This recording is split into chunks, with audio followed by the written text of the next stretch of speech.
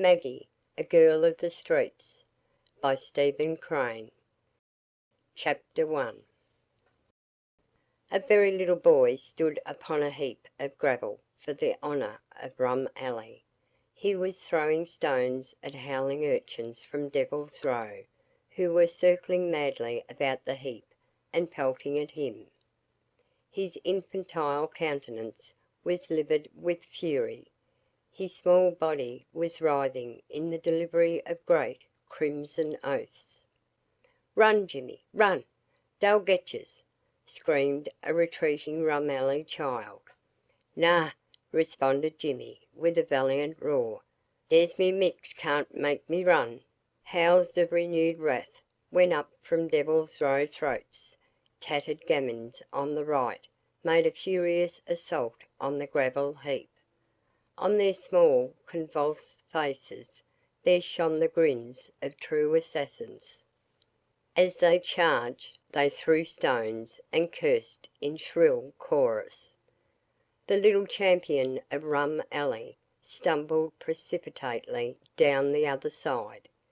His coat had been torn to shreds in a scuffle, and his hat was gone. He had bruises on 20 parts of his body, and blood was dripping from a cut in his head. His wan features wore a look of a tiny, insane demon. On the ground, children from Devil's Row closed in on their antagonist. He crooked his left arm defensively about his head, and fought with cursing fury. The little boys ran to and fro, dodging, hurling stones and swearing in barbaric trebles. From a window of an apartment house that upreared its form from amid squat, ignorant stables, there leaned a curious woman. Some labourers unloading a scow at a dock at the river paused for a moment and regarded the fight. The engineer of a passive tugboat hung lazily to a railing and watched. Over on the island a worm of yellow convicts came from the shadow of a grey, ominous building and crawled slowly along the river's bank.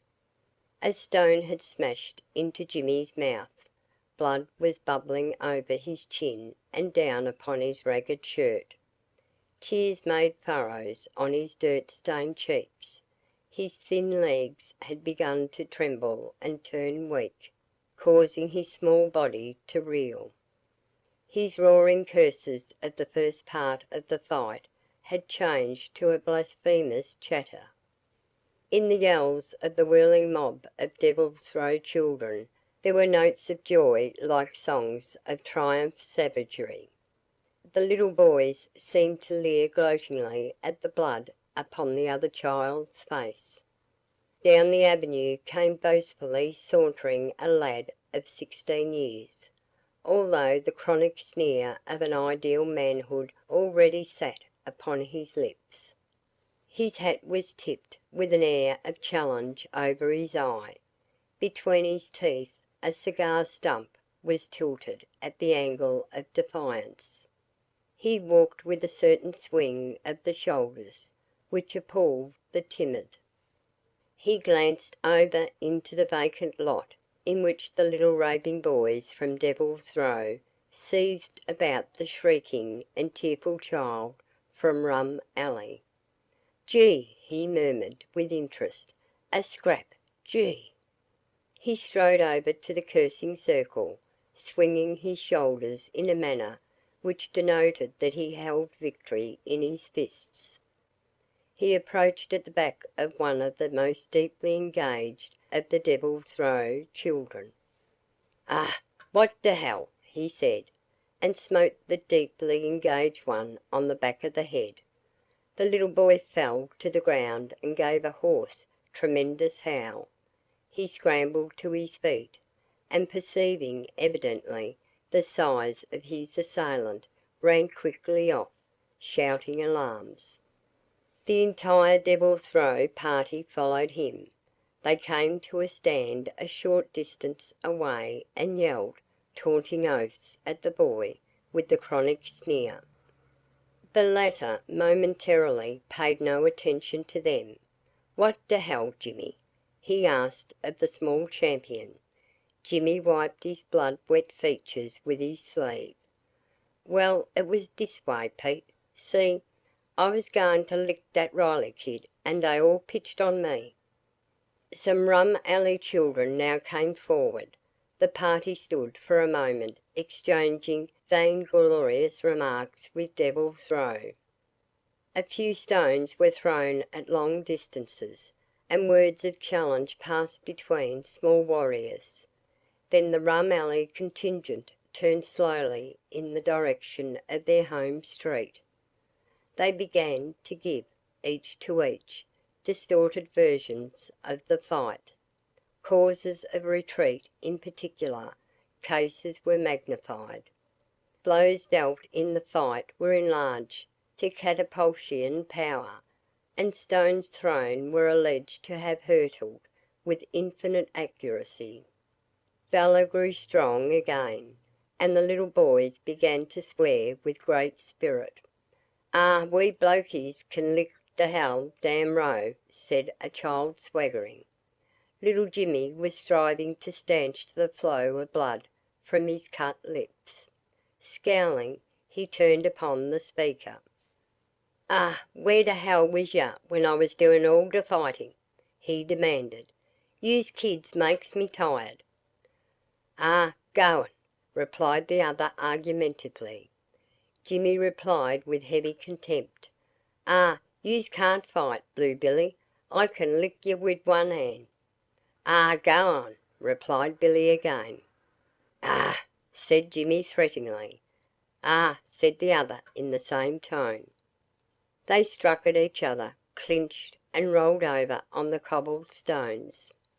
"Kick the damn guts out of him," yelled Peter, the lad with the chronic sneer, in tones of delight. The small combatants pounded and kicked, scratched and tore. They began to weep, and their curses struggled in their throats with sobs. The other little boys clasped their hands and wriggled their legs in excitement. They formed a bobbing circle about the pair. A tiny spectator was suddenly agitated. "Cheese it, Jimmy, cheese it! Here comes your fader," he yelled. The circle of little boys instantly parted. They drew away and waited in ecstatic awe for that which was about to happen. The two little boys fighting in the modes of 4,000 years ago did not hear the warning. Up the avenue there plodded slowly a man with sullen eyes. He was carrying a dinner pail and smoking an applewood pipe. As he neared the spot where the little boys strove, he regarded them listlessly. But suddenly he roared an oath and advanced upon the rolling fighters. "Here, you Jim, get up now, while I belt your life out, you damned disorderly brat!" He began to kick into the chaotic mass on the ground. The boy Billy felt a heavy boot strike his head. He made a furious effort and disentangled himself from Jimmy. He tottered away, damning. Jimmy arose painfully from the ground and, confronting his father, began to curse him. His parent kicked him. "Come home now," he cried, "and stop ye jawing, or I'll lame the everlasting head off yez." They departed. The man paced placidly along with the applewood emblem of serenity between his teeth. The boy followed a dozen feet in the rear. He swore luridly, for he felt that it was degradation for one who aimed to be some vague soldier, or a man of blood with a sort of sublime license, to be taken home by a father. End of Chapter 1. Chapter 2. Eventually they entered into a dark region where, from a careening building, a dozen gruesome doorways gave up loads of babies to the street and the gutter. A wind of early autumn raised yellow dust from cobbles and swirled it against an hundred windows. Long streamers of garments fluttered from fire escapes. In all unhandy places there were buckets, brooms, rags and bottles. In the street, infants played or fought with other infants or sat stupidly in the way of vehicles. Formidable women with uncombed hair and disordered dress gossiped while leaning on railings, or screamed in frantic quarrels. Withered persons, in curious postures of submission to something, sat smoking pipes in obscure corners. 1,000 odours of cooking food came forth to the street. The building quivered and creaked from the weight of humanity stamping about in its bowels. A small ragged girl dragged a red, bawling infant along the crowded ways. He was hanging back, baby-like, bracing his wrinkled, bare legs. The little girl cried out, "Ah, Tommy, come on! There's Jimmy and Fudder, don't be a-pulling me back." She jerked the baby's arm impatiently. He fell on his face, roaring. With a second jerk she pulled him to his feet, and they went on. With the obstinacy of his order, he protested against being dragged in a chosen direction. He made heroic endeavours to keep on his legs, denounce his sister, and consume a bit of orange peeling, which he chewed between the times of his infantile orations. As the sullen-eyed man, followed by the blood-covered boy, drew near, the little girl burst into reproachful cries. "Ah, Jimmy, you's been fighting agin." The urchin swelled disdainfully. "Ah, what de hell, Mag, see?" The little girl upbraided him. "You's always fighting, Jimmy, an' you knows it's put mudder out when you's come home half dead. Ain't it like we'll all get a pounding?" She began to weep. The babe threw back his head and roared at his prospects. "Ah, what de hell!" cried Jimmy. "Shut up or I'll smack yer mout. See?" As his sister continued her lamentations, he suddenly swore and struck her. The little girl reeled and, recovering herself, burst into tears and quaveringly cursed him. As she slowly retreated, her brother advanced dealing her cuffs. The father heard and turned about. "Stop that, Jim, d'ye hear? Leave your sister alone on the street. It's like I could never beat any sense into your damn wooden head." The urchin raised his voice in defiance to his parent and continued his attacks. The babe bawled tremendously, protesting with great violence. During his sister's hasty manoeuvres, he was dragged by the arm. Finally the procession plunged into one of the gruesome doorways. They crawled up dark stairways and along cold gloomy halls. At last the father pushed open a door, and they entered a lighted room, in which a large woman was rampant. She stopped in a career from a seething stove to a pan-covered table. As the father and children filed in she peered at them. "Ah, what you been fighting agin, by God!" She threw herself upon Jimmy. The urchin tried to dart behind the others, and in the scuffle the babe, Tommy, was knocked down. He protested with his usual vehemence, because they had bruised his tender shins against a table leg. The mother's massive shoulders heaved with anger. Grasping the urchin by the neck and shoulders she shook him until he rattled. She dragged him to an unholy sink, and, soaking a rag in water, began to scrub his lacerated face with it. Jimmy screamed in pain, and tried to twist his shoulders out of the clasp of the huge arms. The babe sat on the floor watching the scene, his face in contortions like that of a woman at a tragedy. The father, with a newly laden pipe in his mouth, crouched on a backless chair near the stove. Jimmy's cries annoyed him. He turned about and bellowed at his wife. "Let the damn kid alone for a minute, will you, Mary? You're always poundin' him.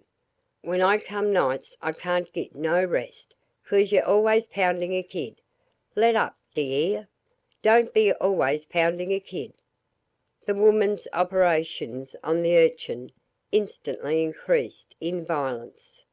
At last she tossed him to a corner where he limply lay cursing and weeping. The wife put her immense hands on her hips and with a chieftain-like stride approached her husband. "Ho!" she said, with a great grunt of contempt. "And what in the devil are you sticking your nose for?" The babe crawled under the table and, turning, peered out cautiously. The ragged girl retreated, and the urchin in the corner drew his legs carefully beneath him. The man puffed his pipe calmly and put his great mudded boots on the back part of the stove. "Go to hell," he murmured tranquilly. The woman screamed and shook her fists before her husband's eyes. The rough yellow of her face and neck flared suddenly crimson. She began to howl. He puffed imperturbably at his pipe for a time, but finally arose and began to look out at the window into the darkened chaos of backyards. "You been drinking, Mary," he said.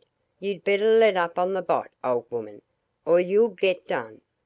"You're a liar. I ain't had a drop," she roared in reply. They had a lurid altercation, in which they damned each other's souls with frequence.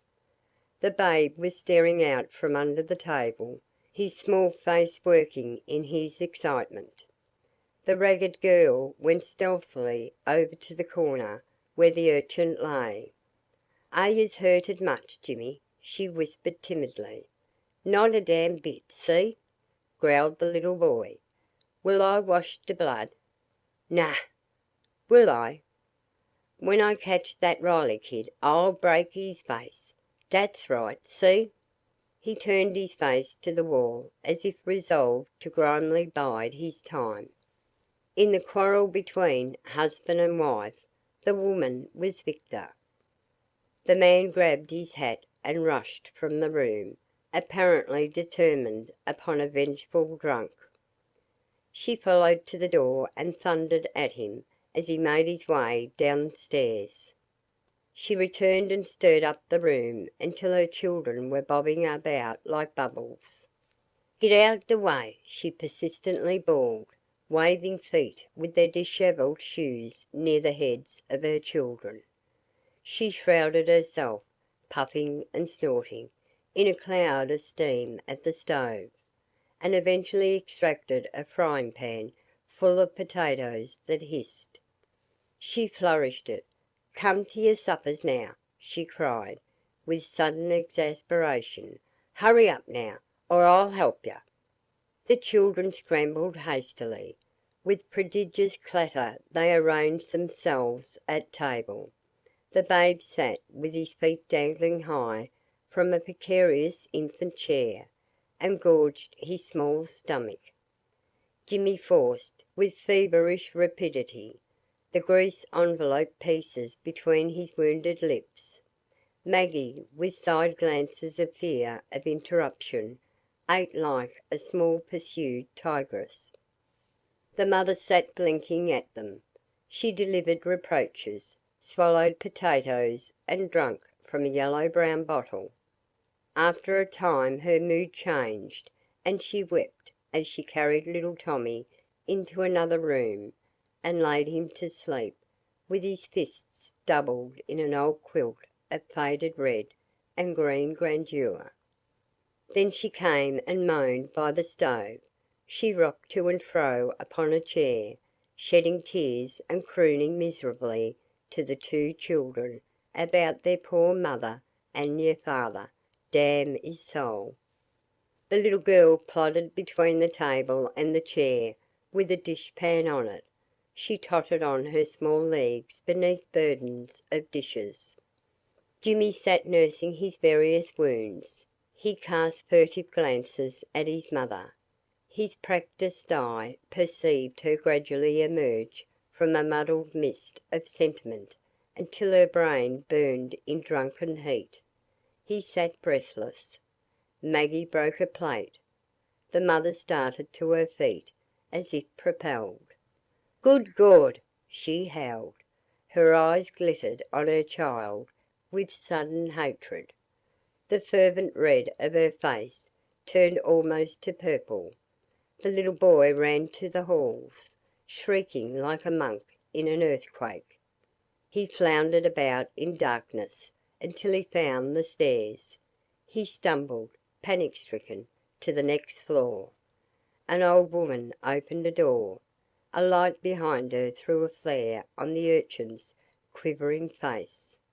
"Ah, Gawd, child, what is it this time? Is your father beatin' your mudder, or your mudder beatin' your fadder?" End of Chapter 2. Chapter 3.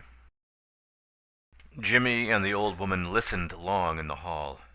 Above the muffled roar of conversation, the dismal wailings of babies at night, the thumping of feet in unseen corridors and rooms, mingled with the sound of varied hoarse shoutings in the street and the rattling of wheels over cobbles, they heard the screams of the child and the roars of the mother die away to a feeble moaning and a subdued bass muttering. The old woman was a gnarled and leathery personage who could don at will an expression of great virtue. She possessed a small music box capable of one tune, and a collection of God bless yous pitched in assorted keys of fervency. Each day she took a position upon the stones of Fifth Avenue, where she crooked her legs under her and crouched immovable and hideous, like an idol. She received daily a small sum in pennies. It was contributed for the most part by persons who did not make their homes in that vicinity. Once, when a lady had dropped her purse on the sidewalk, the gnarled woman had grabbed it and smuggled it with great dexterity beneath her cloak. When she was arrested, she had cursed the lady into a partial swoon, and with her aged limbs, twisted from rheumatism, had almost kicked the stomach out of a huge policeman, whose conduct upon that occasion she referred to when she said, "The police, damn 'em!" "Hey, Jimmy, it's cursed shame," she said. "Go now, like a dear, and buy me a can. And if your mother raises hell all night, yez can sleep here." Jimmy took a tendered tin pail and 7 pennies and departed. He passed into the side door of a saloon and went to the bar. Straining up on his toes, he raised the pail and pennies as high as his arms would let him. He saw 2 hands thrust down and take them. Directly the same hands let down the filled pail, and he left. In front of the gruesome doorway he met a lurching figure. It was his father, swaying about on uncertain legs. "Give me the can, see?" said the man threateningly. "Aw, come off. I got this can for that old woman, and it'd be dirt to swipe it, see?" cried Jimmy. The father wrenched the pail from the urchin. He grasped it in both hands and lifted it to his mouth. He glued his lips to the under edge and tilted his head. His hairy throat swelled until it seemed to grow near his chin. There was a tremendous gulping movement, and the beer was gone. The man caught his breath and laughed. He hit his son on the head with the empty pail. As it rolled clanging into the street, Jimmy began to scream and kicked repeatedly at his father's shins. "Look at the dirt what you done me," he yelled. "The old woman'll be raising hell." He retreated to the middle of the street, but the man did not pursue. He staggered toward the door. "I'll club hell out of you when I catch you," he shouted, and disappeared. During the evening he had been standing against the bar drinking whiskeys and declaring to all comers confidentially, "My home regular living hell. Damn this place. Regular hell. Why do I come and drink whiskey here this way? 'Cause home regular living hell." Jimmy waited a long time in the street, and then crept warily up through the building. He passed with great caution the door of the gnarled woman, and finally stopped outside his home and listened. He could hear his mother moving heavily about among the furniture of the room. She was chanting in a mournful voice, occasionally interjecting bursts of volcanic wrath at the father, who, Jimmy judged, had sunk down on the floor or in a corner. "Why the blazes don't you try to keep Jim from fighting? I'll break her jaw," she suddenly bellowed. The man mumbled with drunken indifference. What the hell? What's odds? What makes kick?" "Because he tears his clothes, you damn fool!" cried the woman in supreme wrath. The husband seemed to become aroused. "Go to hell," he thundered fiercely in reply. There was a crash against the door, and something broke into clattering fragments. Jimmy partially suppressed the howl and darted down the stairway. Below, he paused and listened. He heard howls and curses, groans and shrieks, confusingly in chorus, as if a battle were raging. Withal was the crash of splintering furniture. The eyes of the urchin glared in fear that one of them would discover him. Curious faces appeared in doorways, and whispered comments passed to and fro. "Old Johnson's raising hell again." Jimmy stood until the noises ceased, and the other inhabitants of the tenement had all yawned and shut their doors.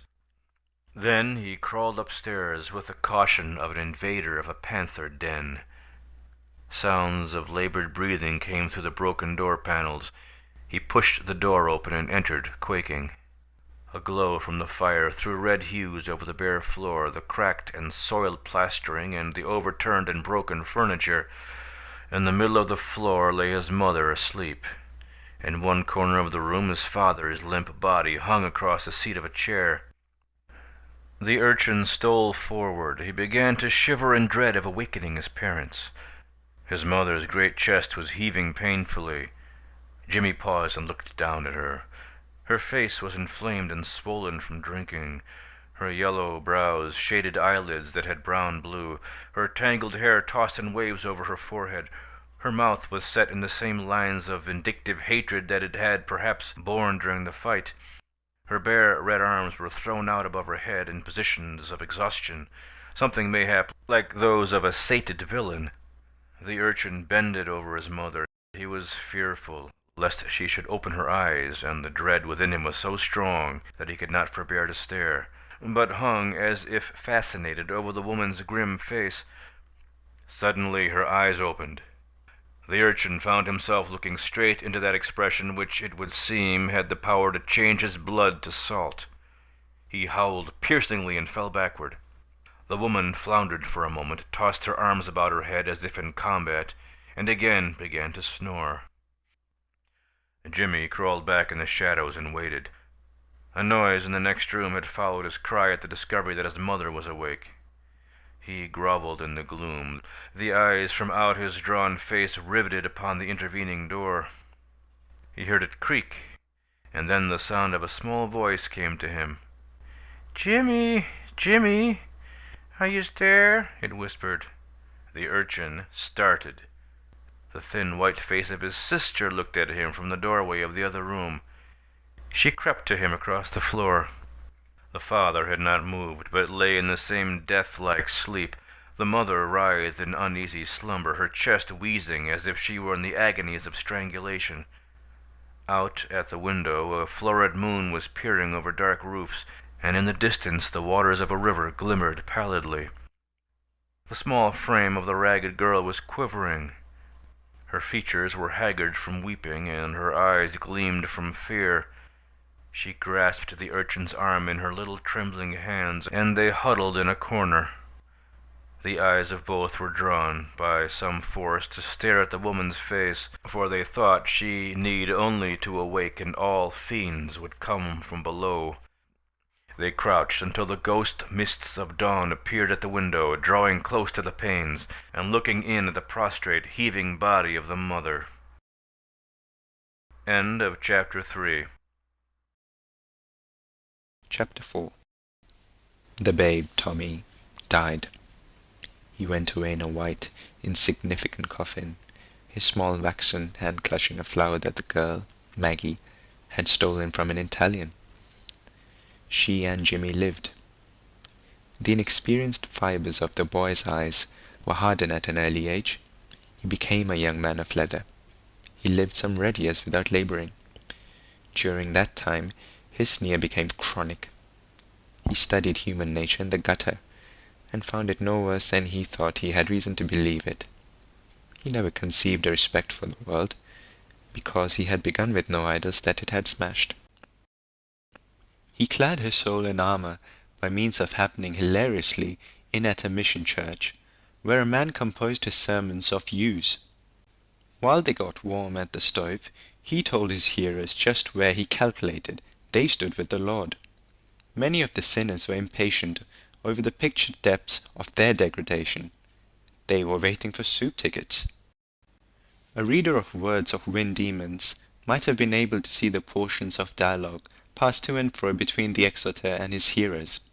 "You are damned," said the preacher, and the reader of sounds might have seen the reply go forth from the ragged people.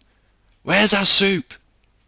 Jimmy and a companion sat in the rear seat and commented upon the things that didn't concern them with all the freedom of English gentlemen. When they grew thirsty and went out, their minds confused the speaker with Christ. Momentarily, Jimmy was sullen with thoughts of a hopeless altitude where grew fruit. His companion said that if he should ever meet God, he would ask for $1,000,000 and a bottle of beer. Jimmy's occupation for a long time was to stand on street corners and watch the world go by, dreaming blood-red dreams at the passing of pretty women. He menaced mankind at the intersections of streets. On the corners, he was in life and off life. The world was going on, and he was there to perceive it. He maintained a belligerent attitude toward all well-dressed men. To him, fine raiment was allied to weakness, and all good coats covered faint hearts. He and his order were kings, to a certain extent, over the men of untarnished clothes, because these latter dreaded, perhaps, to be either killed or laughed at.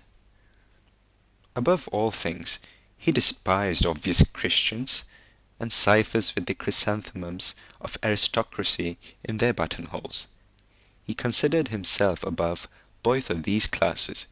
He was afraid of neither the devil nor the leader of society.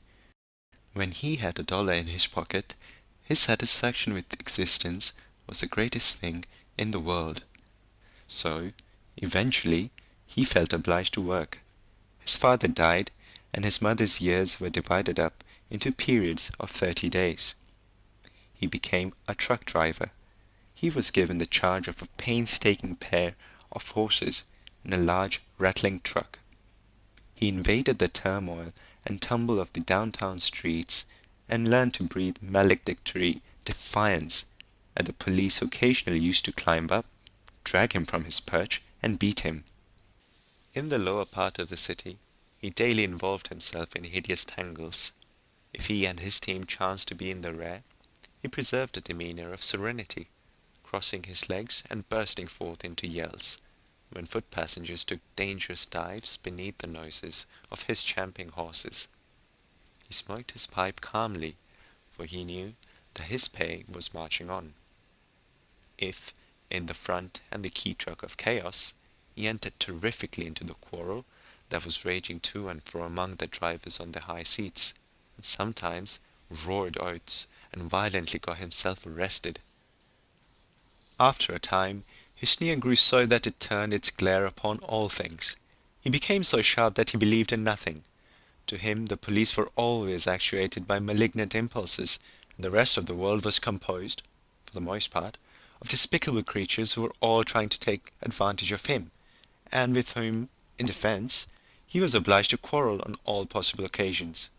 He himself occupied a downtrodden position that had a private but distinct element of grandeur in its isolation. The most complete cases of aggravated idiocy were, to his mind, rampant upon the front platforms of all the street cars. At first his tongue strove with these beings, but he eventually was superior. He became immured like an African cow.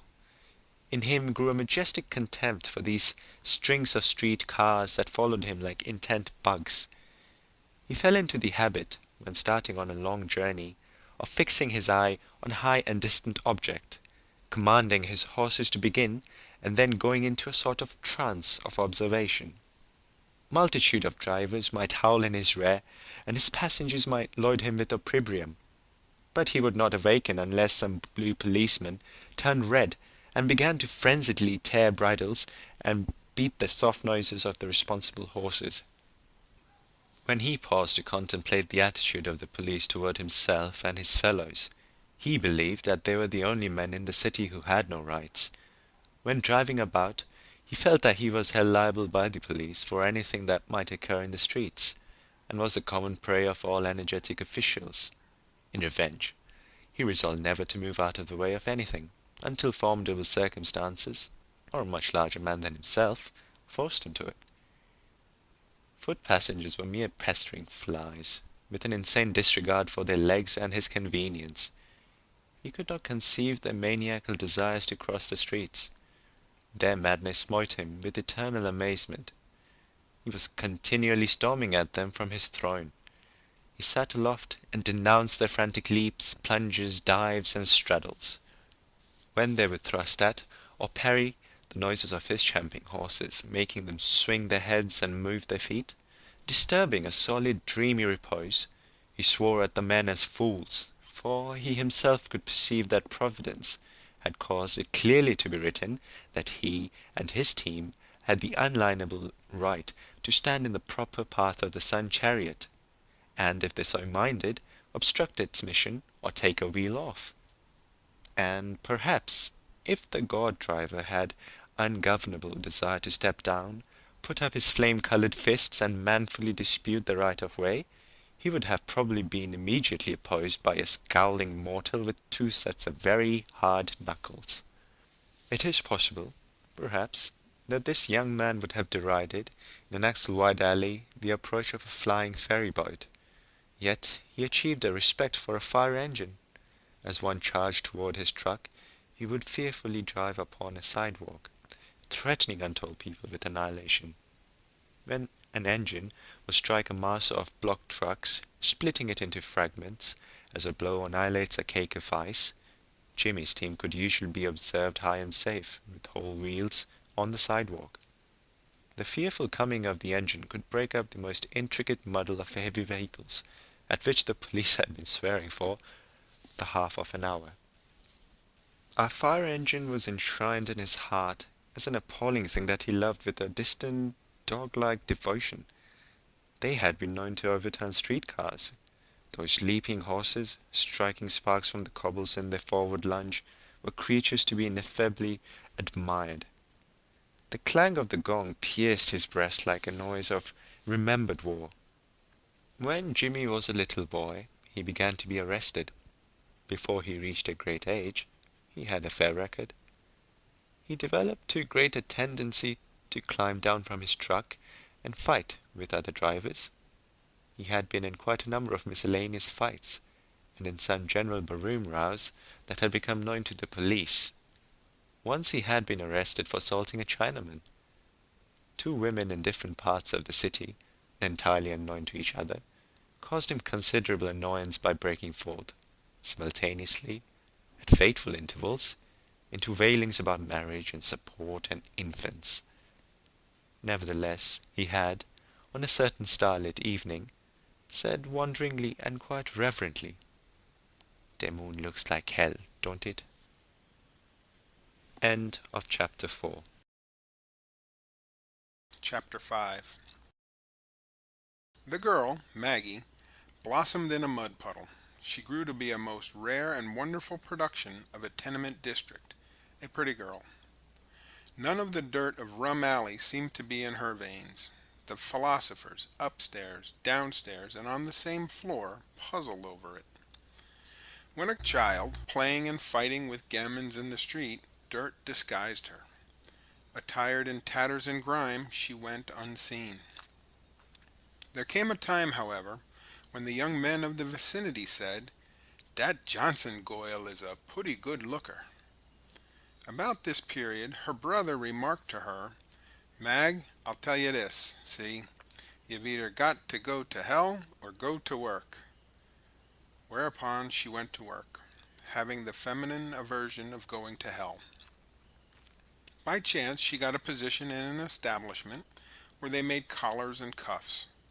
She received a stool and a machine in a room where sat 20 girls of various shades of yellow discontent.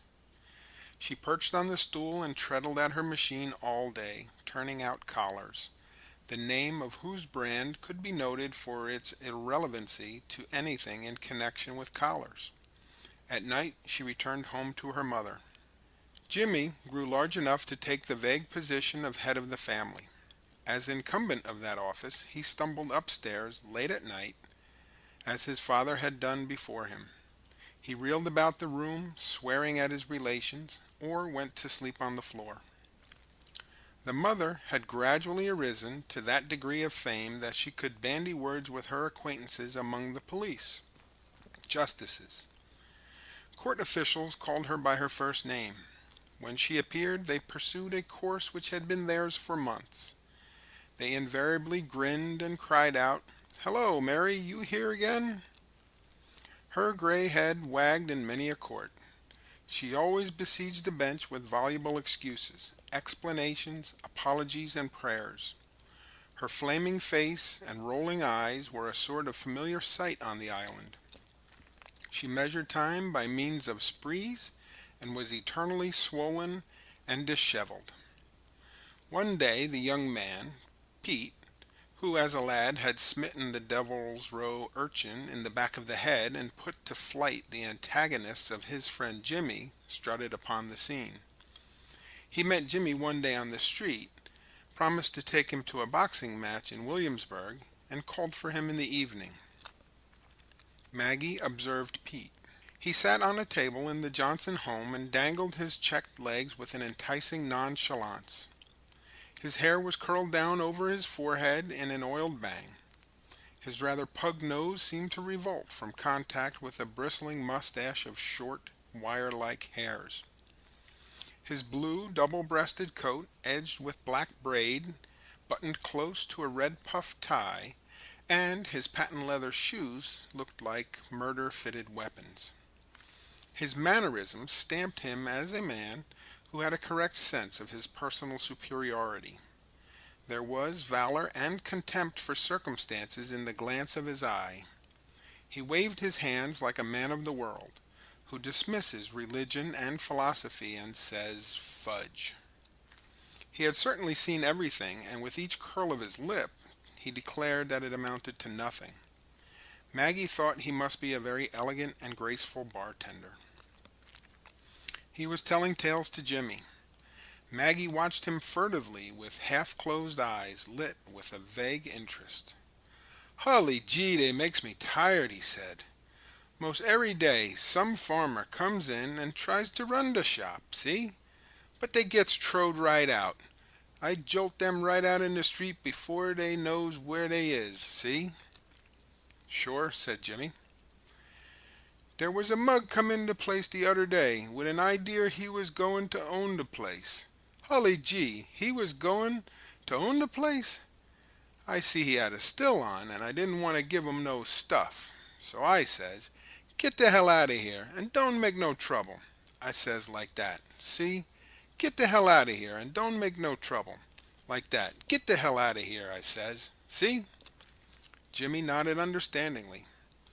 Over his features played an eager desire to state the amount of his valor in a similar crisis, but the narrator proceeded. "Well, the blokey, he says, 'To hell with it. I ain't looking for no scrap,' he says. See? But he says, 'I'm 'spectable citizen, and I want a drink, and purty damn soon, too. See?' 'To hell,' I says, like that. 'To hell,' I says. See? 'Don't make no trouble,' I says. Like that. 'Don't make no trouble.' See? Then the mug he squared off and said he was fine as silk with his duke, see? And he wanted a drink damn quick. That's what he said, see?" "Sure," repeated Jimmy. Pete continued. "Say, I just jumped the bar, and the way I plunked that blokey was great, see? That's right, in the jaw, see? Hully gee. He trowed a spittoon through the front windy. Say, I thought I'd drop dead. But the boss, he comes in after and he says, 'Pete, yez done jest right. You've got to keep order, and it's all right, see? "It's all right," he says. That's what he said. The two held a technical discussion. "That bloke was a dandy," said Pete, in conclusion. "But he hadn't ought to made no trouble. That's what I says to them. Don't come in here and make no trouble, I says, like that. Don't make no trouble. See?" As Jimmy and his friend exchanged tales descriptive of their prowess, Maggie leaned back in the shadow. Her eyes dwelt wonderingly and rather wistfully upon Pete's face. The broken furniture, grimy walls, and general disorder and dirt of her home of a sudden appeared before her and began to take a potential aspect. Pete's aristocratic person looked as if it might soil. She looked keenly at him, occasionally wondering if he was feeling contempt, but Pete seemed to be enveloped in reminiscence. "Hully gee," said he, "dose mugs can't faze me. They knows I can wipe up the street with any tree of them." When he said, "Ah, what the hell," his voice was burdened with disdain for the inevitable and contempt for anything that fate might compel him to endure. Maggie perceived that here was the beau ideal of a man. Her dim thoughts were often searching for faraway lands where, as God says, the little hills sing together in the morning. Under the trees of her dream gardens there had always walked a lover. End of chapter 5. Chapter 6. Pete took note of Maggie. "Say, Mag, I'm stuck on your shape. It's out of sight," he said parenthetically with an affable grin. As he became aware that she was listening closely, he grew still more eloquent in his descriptions of various happenings in his career. It appeared that he was invincible in fights. "Why," he said, referring to a man with whom he had had a misunderstanding, "dat mug scrapped like a damn dago. Dat's right, he was dead easy, see? He t'ought he was a scrapper, but he foun' out different. Hully gee." He walked to and fro in the small room, which seemed then to grow even smaller and unfit to hold his dignity, the attribute of a supreme warrior. That swing of the shoulders that had frozen the timid when he was but a lad had increased with his growth and education at the ratio of 10 to 1. It, combined with the sneer upon his mouth, told mankind that there was nothing in space which could appall him. Maggie marveled at him and surrounded him with greatness. She vaguely tried to calculate the altitude of the pinnacle from which he must have looked down upon her. "I met a chump de udder day way up in de city," he said. "I was goin' to see a friend of mine. When I was a-crossin' de street de chump runned plump into me, and den he turns round and says, 'Yer insolent ruffian,' he says, like dat. 'Oh, gee,' I says, 'oh, gee, go to hell and get off de eart,' I says, like dat, see? Go to hell and get off de eart, like that. Den de blokey he got wild. He says I was a contemptible scoundrel, or somethin' like dat, and he says I was doomed to everlastin' pedition and all like dat. 'Gee,' I says, 'gee, de hell I am,' I says, 'de hell I am,' like dat, and den I slugged him, see?" With Jimmy in his company, Pete departed in a sort of a blaze of glory from the Johnson home. Maggie, leaning from the window, watched him as he walked down the street. Here was a formidable man who disdained the strength of a world full of fists.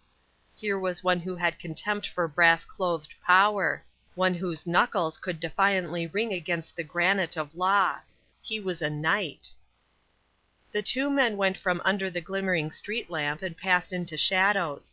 Turning, Maggie contemplated the dark, dust-stained walls and the scant and crude furniture of her home. A clock, in a splintered and battered oblong box of varnished wood, she suddenly regarded as an abomination. She noted that it ticked raspingly. The almost vanished flowers in the carpet pattern she conceived to be newly hideous. Some faint attempts she had made with blue ribbon to freshen the appearance of a dingy curtain she now saw to be piteous. She wondered what Pete dined on. She reflected upon the collar and cuff factory. It began to appear to her mind as a dreary place of endless grinding. Pete's elegant occupation brought him, no doubt, into contact with people who had money and manners. It was probable that he had a large acquaintance of pretty girls. He must have great sums of money to spend. To her the earth was composed of hardships and insults. She felt instant admiration for a man who openly defied it. She thought that if the grim angel of death should clutch his heart, Pete would shrug his shoulders and say, "Oh, everything goes." She anticipated that he would come again shortly.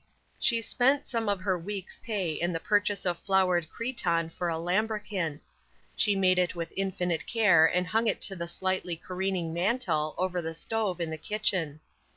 She studied it with painful anxiety from different points in the room. She wanted it to look well on Sunday night when, perhaps, Jimmy's friend would come. On Sunday night, however, Pete did not appear. Afterward the girl looked at it with a sense of humiliation. She was now convinced that Pete was superior to admiration for lambrequins. A few evenings later Pete entered with fascinating innovations in his apparel. As she had seen him twice and he had different suits on each time, Maggie had a dim impression that his wardrobe was prodigiously extensive. "Say, Mag," he said, "put on your best duds Friday night and I'll take yez to the show, see?" He spent a few moments in flourishing his clothes and then vanished, without having glanced at the lambrequin. Over the eternal collars and cuffs in the factory, Maggie spent the most of 3 days in making imaginary sketches of Pete and his daily environment. She imagined some half-dozen women in love with him, and thought he must lean dangerously toward an indefinite one, whom she pictured with great charms of person, but with an altogether contemptible disposition. She thought he must live in a blare of pleasure. He had friends and people who were afraid of him. She saw the golden glitter of the place where Pete was to take her, an entertainment of many hues and many melodies where she was afraid she might appear small and mouse-colored. Her mother drank whiskey all Friday morning. With lurid face and tossing hair she cursed and destroyed furniture all Friday afternoon. When Maggie came home at 6:30, her mother lay asleep amidst the wreck of chairs and a table. Fragments of various household utensils were scattered about the floor. She had vented some phase of drunken fury upon the lambrequin. It lay in a bedraggled heap in the corner. "Ha!" she snorted, sitting up suddenly. "Where de hell ya been? Why de hell don't ya come home earlier? Been loafin' round de streets. You're gettin' to be a reg'lar devil." When Pete arrived, Maggie, in a worn black dress, was waiting for him in the midst of a floor strewn with wreckage. The curtain at the window had been pulled by a heavy hand and hung by one tack, dangling to and fro in the draught through the cracks at the sash. The knots of blue ribbons appeared like violated flowers. The fire in the stove had gone out. The displaced lids and open doors showed heaps of sullen gray ashes. The remnants of a meal, ghastly, like dead flesh, lay in a corner. Maggie's red mother, stretched on the floor, blasphemed and gave her daughter a bad name. Chapter 7. An orchestra of yellow silk women and bald-headed men on an elevated stage near the center of a great green-hued hall played a popular waltz. The place was crowded with people grouped about little tables. A battalion of waiters slid among the throng, carrying trays of beer glasses and making change from the inexhaustible vaults of their trouser pockets. Little boys in the costumes of French chefs paraded up and down the irregular aisles vending fancy cakes. There was a low rumble of conversation and a subdued clinking of glasses. Clouds of tobacco smoke rolled and wavered high in air about the dull gilt of the chandeliers. The vast crowd had an air throughout of having just quitted labor. Men with calloused hands and attired in garments that showed the wear of an endless trudge for a living smoked their pipes contentedly and spent 5, 10, or perhaps 15 cents for a beer. There was a mere sprinkling of kid-gloved men who smoked cigars, purchased elsewhere.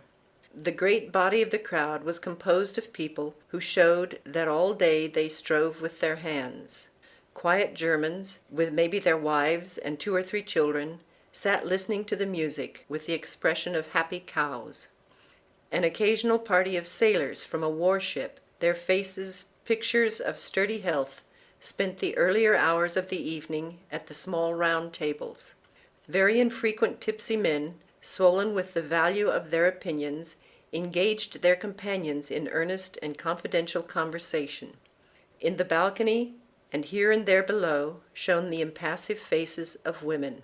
The nationalities of the Bowery beamed upon the stage from all directions. Pete aggressively walked up a side aisle and took seats with Maggie at a table beneath the balcony. 2 beers! Leaning back, he regarded with eyes of superiority the scene before them. This attitude affected Maggie strongly.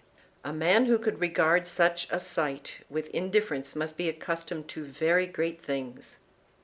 It was obvious that Pete had been to this place many times before, and was very familiar with it. A knowledge of this fact made Maggie feel little and new. He was extremely gracious and attentive. He displayed the consideration of a cultured gentleman who knew what was due. "Say, what the hell? Bring the lady a big glass. What the hell uses that pony?" "Don't be fresh now," said the waiter with some warmth as he departed. Get off the cart," said Pete, after the other's retreating form. Maggie perceived that Pete brought forth all his elegance and all his knowledge of high-class customs for her benefit. Her heart warmed as she reflected upon his condescension. The orchestra of yellow silk women and bald-headed men gave vent to a few bars of anticipatory music, and a girl in a pink dress, with short skirts, galloped upon the stage. She smiled upon the throng as if in acknowledgment of a warm welcome, and began to walk to and fro, making profuse gesticulations and singing, in brazen soprano tones, a song the words of which were inaudible. When she broke into the swift rattling measures of a chorus, some half-tipsy men near the stage joined in the rollicking refrain, and glasses were pounded rhythmically upon the tables. People leaned forward to watch her, and to try to catch the words of the song. When she vanished, there were long rollings of applause. Obedient to more anticipatory bars, she reappeared amidst the half-suppressed cheering of the tipsy men. The orchestra plunged into dance music, and the laces of the dancer fluttered and flew in the glare of gas jets. She divulged the fact that she was attired in some half-dozen skirts. It was patent that any one of them would have proved adequate for the purpose for which skirts are intended. An occasional man bent forward, intent upon the pink stockings. Maggie wondered at the splendor of the costume, and lost herself in calculations of the cost of the silks and laces. The dancer's smile of stereotyped enthusiasm was turned for 10 minutes upon the faces of her audience. In the finale she fell into some of those grotesque attitudes which were at the time popular among the dancers in the theaters uptown, giving to the Bowery public the fantasies of the aristocratic theater-going public at reduced rates. "Say, Pete," said Maggie, leaning forward, "this is great." "Sure," said Pete, with proper complacence. A ventriloquist followed the dancer. He held 2 fantastic dolls on his knees. He made them sing mournful ditties and say funny things about geography and Ireland. "Do those little men talk?" asked Maggie. "Nah," said Pete, "it's some damn fake. See?" 2 girls on the bills as sisters came forth and sang a duet that is heard occasionally at concerts given under church auspices. They supplemented it with a dance, which of course can never be seen at concerts given under church auspices. After the duettist had retired, a woman of debatable age sang a Negro melody. The chorus necessitated some grotesque waddlings, supposed to be an imitation of a plantation darky, under the influence, probably, of music and the moon. The audience was just enthusiastic enough over it to have her return and sing a sorrowful lay, whose lines told of a mother's love and a sweetheart who waited, and a young man who was lost at sea under the most harrowing circumstances. From the faces of a score or so in the crowd, the self-contained look faded. Many heads were bent forward with eagerness and sympathy. As the last distressing sentiment of the piece was brought forth, it was greeted by that kind of applause which rings as sincere. As a final effort, the singer rendered some verses which described a vision of Britain being annihilated by America, and Ireland bursting her bonds. A carefully prepared crisis was reached in the last line of the verse, where the singer threw out her arms and cried, "The Star-Spangled Banner!" Instantly a great cheer swelled from the throats of the assemblage of the masses. There was a heavy rumble of booted feet thumping the floor. Eyes gleamed with sudden fire, and calloused hands waved frantically in the air. After a few moments' rest, the orchestra played crashingly, and a small fat man burst out upon the stage. He began to roar a song and stamp back and forth before the footlights, wildly waving a glossy silk hat and throwing leers or smiles broadcast. He made his face into fantastic grimaces until he looked like a pictured devil on a Japanese kite. The crowd laughed gleefully. His short fat legs were never still a moment. He shouted and roared and bobbed his shock of red wig until the audience broke out in excited applause. Pete did not pay much attention to the progress of events upon the stage. He was drinking beer and watching Maggie. Her cheeks were blushing with excitement, and her eyes were glistening. She drew deep breaths of pleasure. No thoughts of the atmosphere of the collar and cuff factory came to her. When the orchestra crashed finally, they jostled their way to the sidewalk with the crowd. Pete took Maggie's arm and pushed away for her, offering to fight with a man or two. They reached Maggie's home at a late hour and stood for a moment in front of the gruesome doorway. "Say, Mag," said Pete, "give us a kiss for taking you to the show, will you?" Maggie laughed, as if startled, and drew away from him. "Nah, Pete," she said, "that wasn't in it." "Ah, what the hell," urged Pete. The girl retreated nervously. "Ah, what the hell," repeated he. Maggie darted into the hall and up the stairs. She turned and smiled at him, then disappeared. Pete walked slowly down the street. He had something of an astonished expression upon his features. He paused under a lamp-post and breathed a low breath of surprise. "God," he said, "I wonder if I've been played for a duffer." End of chapter 7. Chapter 8. As thoughts of Pete came to Maggie's mind, she began to have an intense dislike for all of her dresses. "What the hell ails ye? What makes ye be allus fixin' and fussin'? Good God!" her mother would frequently roar at her. She began to note with more interest the well-dressed women she met on the avenues. She envied elegance and soft palms. She craved those adornments of person which she saw every day on the street, conceiving them to be allies of vast importance to women. Studying faces, she thought many of the women and girls she chanced to meet smiled with serenity, as though forever cherished and watched over by those they loved. The air in the collar and cuff establishment strangled her. She knew she was gradually and surely shriveling in the hot, stuffy room. The begrimed windows rattled incessantly from the passing of elevated trains. The place was filled with a whirl of noises and odors. She wondered, as she regarded some of the grizzled women in the room, mere mechanical contrivances, sewing seams and grinding out, with heads bended over their work, tales of imagined or real girlhood happiness, past drunks, the baby at home, and unpaid wages. She speculated how long her youth would endure. She began to see the bloom upon her cheeks as valuable. She imagined herself in an exasperating future, as a scrawny woman with an eternal grievance, Too, she thought Pete to be a very fastidious person concerning the appearance of women. She felt she would love to see somebody entangle their fingers in the oily beard of the fat foreigner who owned the establishment. He was a detestable creature. He wore white socks with low shoes.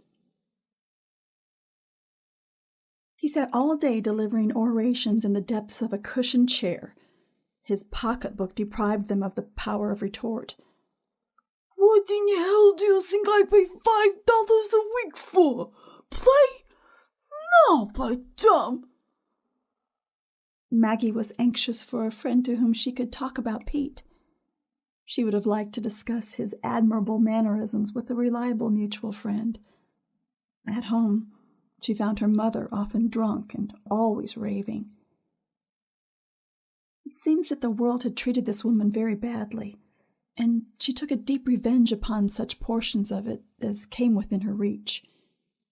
She broke furniture as if she were at last getting her rights. She swelled with virtuous indignation as she carried the lighter articles of household use, one by one, under the shadows of the 3 gilt balls, where Hebrews chained them with chains of interest. Jimmy came when he was obliged to by circumstances over which he had no control. His well-trained legs brought him staggering home and put him to bed some nights when he would rather have gone elsewhere.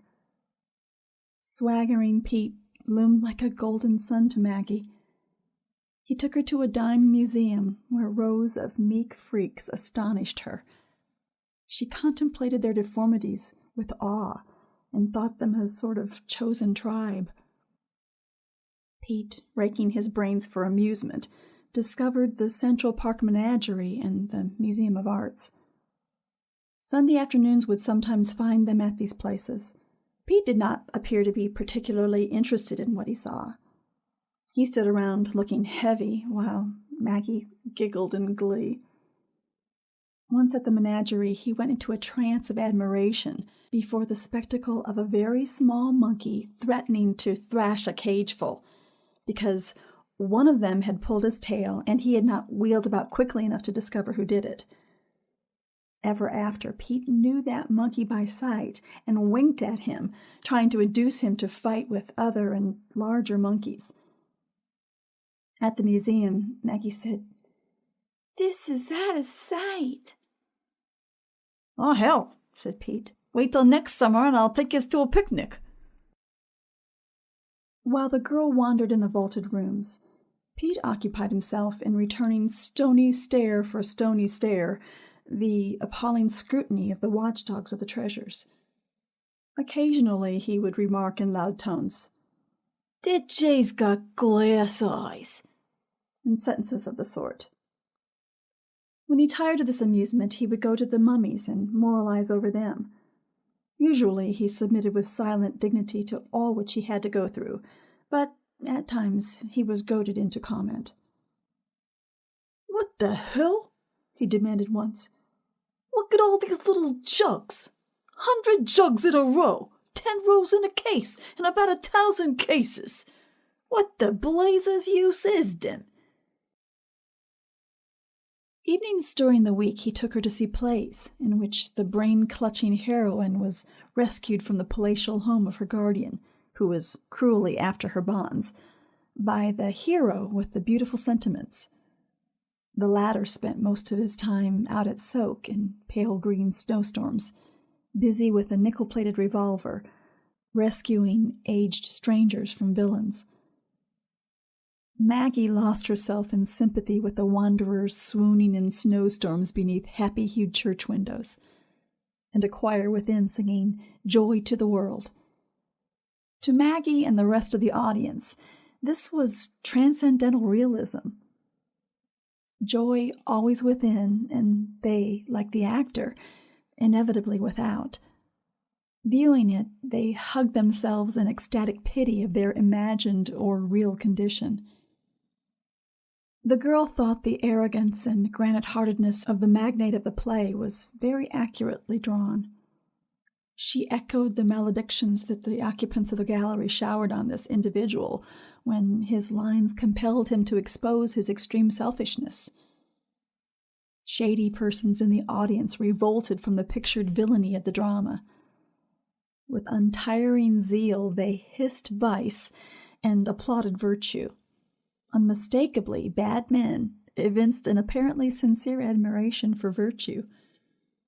The loud gallery was overwhelmingly with the unfortunate and the oppressed. They encouraged the struggling hero with cries and jeered the villain, hooting and calling attention to his whiskers. When anybody died in the pale green snowstorms, the gallery mourned. They sought out the painted misery and hugged it as akin. In the hero's erratic march from poverty in the first act to wealth and triumph in the final one, in which he forgives all the enemies that he has left, he was assisted by the gallery, which applauded his generous and noble sentiments and confounded the speeches of his opponents by making irrelevant but very sharp remarks. Those actors who were cursed with villainy parts were confronted at every turn by the gallery. If one of them rendered lines containing the most subtle distinctions between right and wrong, the gallery was immediately aware if the actor meant wickedness, and denounced him accordingly.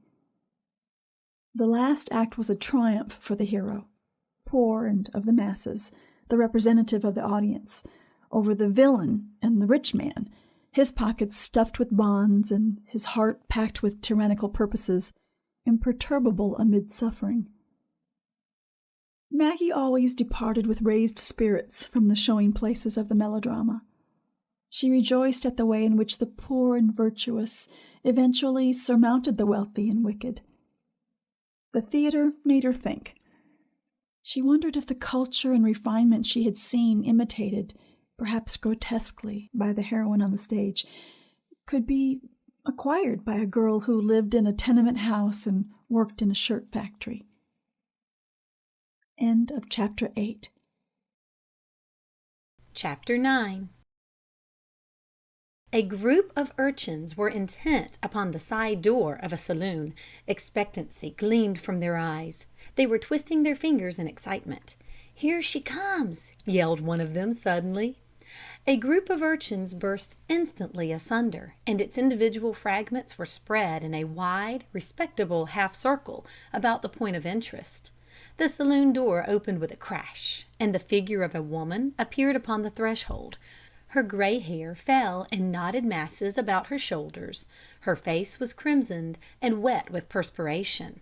Her eyes had a rolling glare. "Not a damn cent more of me money will ye's ever get. Not a damn cent. I spent me money here for 3 years, and now ye's tell me you'll sell me no more stuff. Thell wid ya, Johnny Muckrill. Disturbance? Disturbance be damned. The hell wid ya, Johnny." The door received a kick of exasperation from within, and the woman lurched heavily out on the sidewalk. The gamins in the half-circle became violently agitated. They began to dance about and hoot and yell and jeer. Wide, dirty grins spread over each face. The woman made a furious dash at a particularly outrageous cluster of little boys. They laughed delightedly and scampered off a short distance, calling out over their shoulders to her. She stood tottering on the curbstone and thundered at them. "You devil's kids!" she howled, shaking red fists. The little boys whooped in glee. As she started up the street, they fell in behind and marched uproariously. Occasionally she wheeled about and made charges on them. They ran nimbly out of reach and taunted her. In the frame of a gruesome doorway she stood for a moment cursing them. Her hair straggled, giving her crimson features a look of insanity. Her great fists quivered as she shook them madly in the air. The urchins made terrific noises until she turned and disappeared. Then they filed quietly in the way they had come. The woman floundered about in the lower hall of the tenement house, and finally stumbled up the stairs. On an upper hall a door was open, and a collection of heads peered curiously out, watching her. With a wrathful snort the woman confronted the door, but it was slammed hastily in her face, and the key was turned. She stood for a few minutes, delivering a frenzied challenge at the panels. Come out in de hall, Mary Murphy, damn ya, if yez want a row. Come on, you overgrown terrier, come on."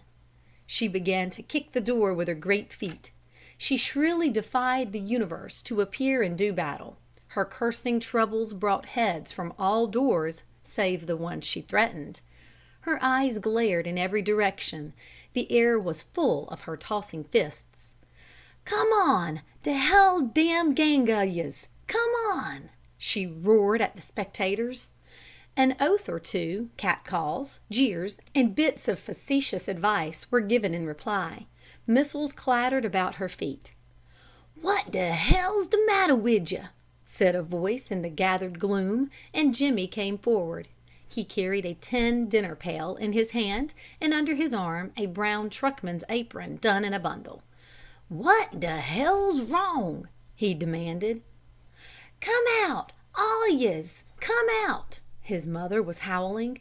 "Come on, and I'll stamp her damn brains under me feet." "Shut your face and come home, you damned old fool!" roared Jimmy at her. She strided up to him and twirled her fingers in his face. Her eyes were darting flames of unreasoning rage, and her frame trembled with eagerness for a fight. "The hell wid yez, and who the hell are yez? I ain't giving a snap of me fingers for yez!" she bawled at him. She turned her huge back in tremendous disdain and climbed the stairs to the next floor. Jimmy followed, cursing blackly. At the top of the flight he seized his mother's arm and started to drag her toward the door of their room. "Come home, damn ye!" he gritted between his teeth. "Take your hands off me! Take your hands off me!" shrieked his mother. She raised her arm and whirled her great fist at her son's face. Jimmy dodged his head, and the blow struck him in the back of the neck. "Damn ye!" he gritted again. He threw out his left hand and writhed his fingers about her middle arm. The mother and the son began to sway and struggle like gladiators. "Whoop!" said the rum alley tenement house. The hall filled with interested spectators. "How old lady, dat was a dandy! 3-1 on de red. Ah, stop your damn scrapping!" The door of the Johnson home opened, and Maggie looked out.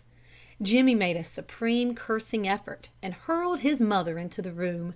He quickly followed and closed the door. The rum alley tenement swore disappointedly and retired. The mother slowly gathered herself up from the floor. Her eyes glittered menacingly upon her children. "Here now," said Jimmy, "we've had enough of dis. Sit down and don't make no trouble." He grasped her arm, and twisting it, forced her into a creaking chair. "Keep your hands off me!" roared his mother again. "Damn your old hide!" yelled Jimmy madly.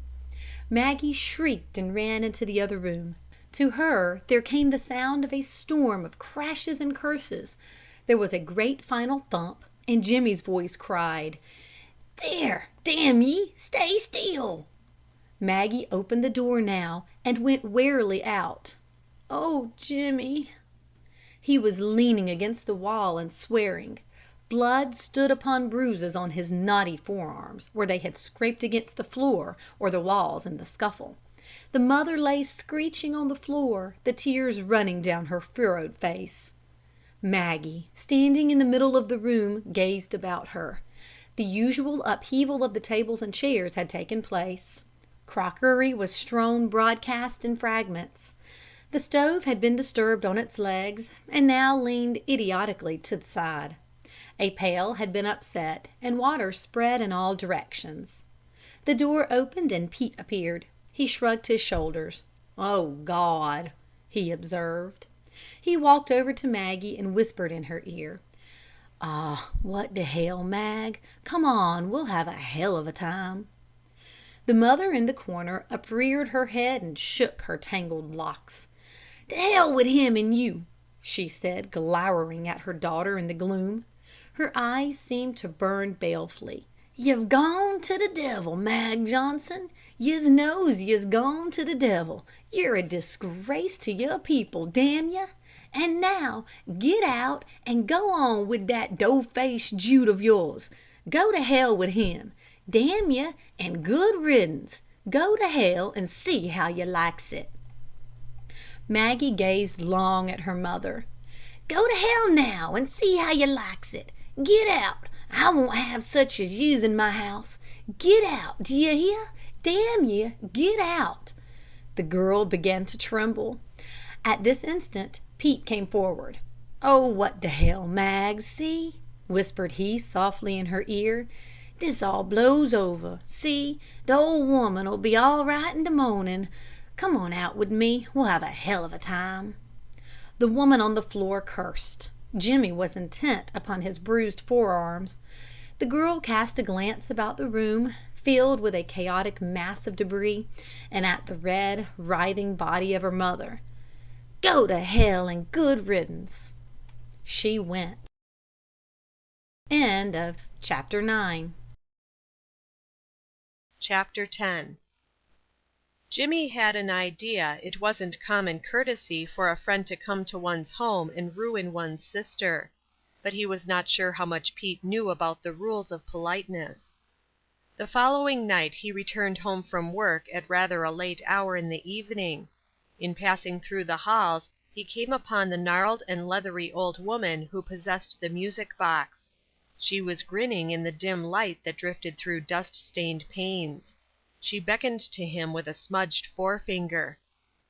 "Ah, Jimmy, what do yez tink I got onto last night? It was de funniest ting I ever saw," she cried, coming close to him and leering. She was trembling with eagerness to tell her tale.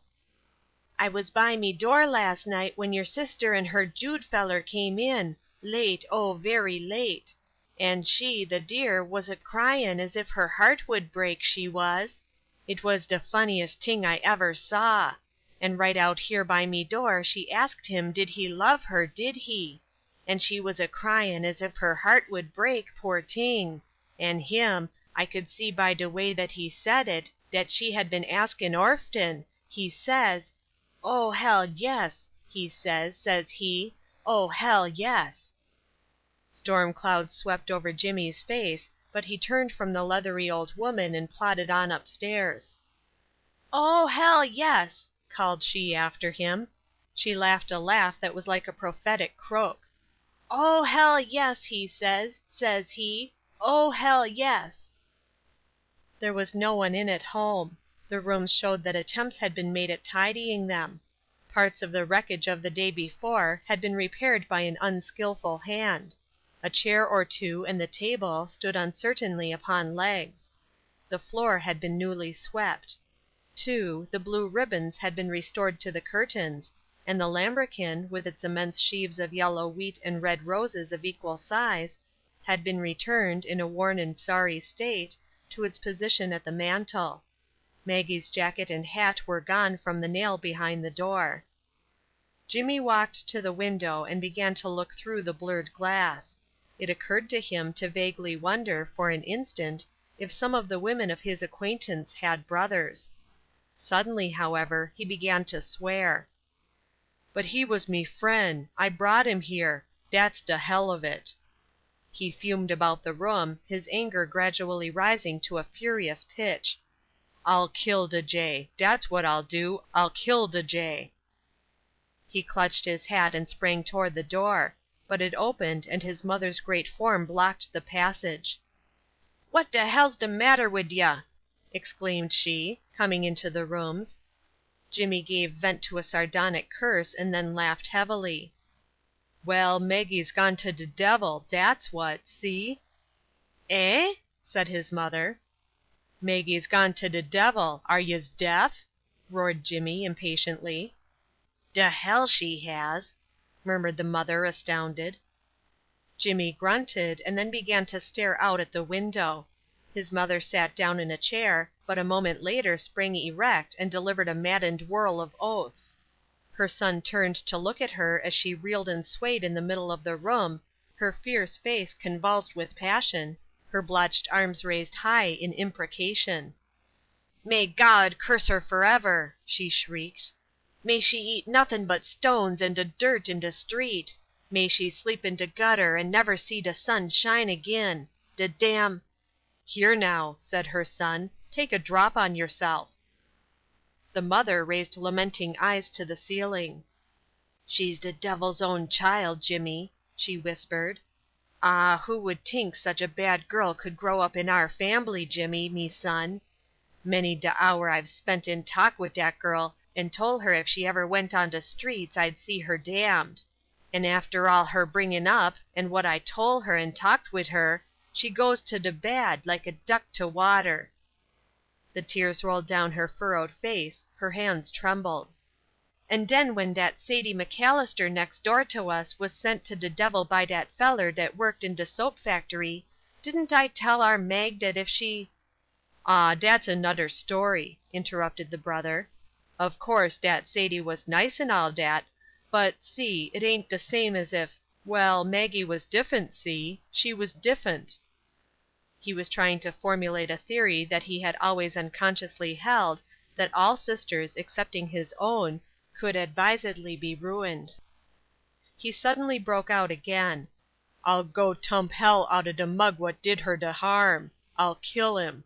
He tinks he can scrap, but when he gets me a chasin' him he'll find out where he's wrong, de damn duffer.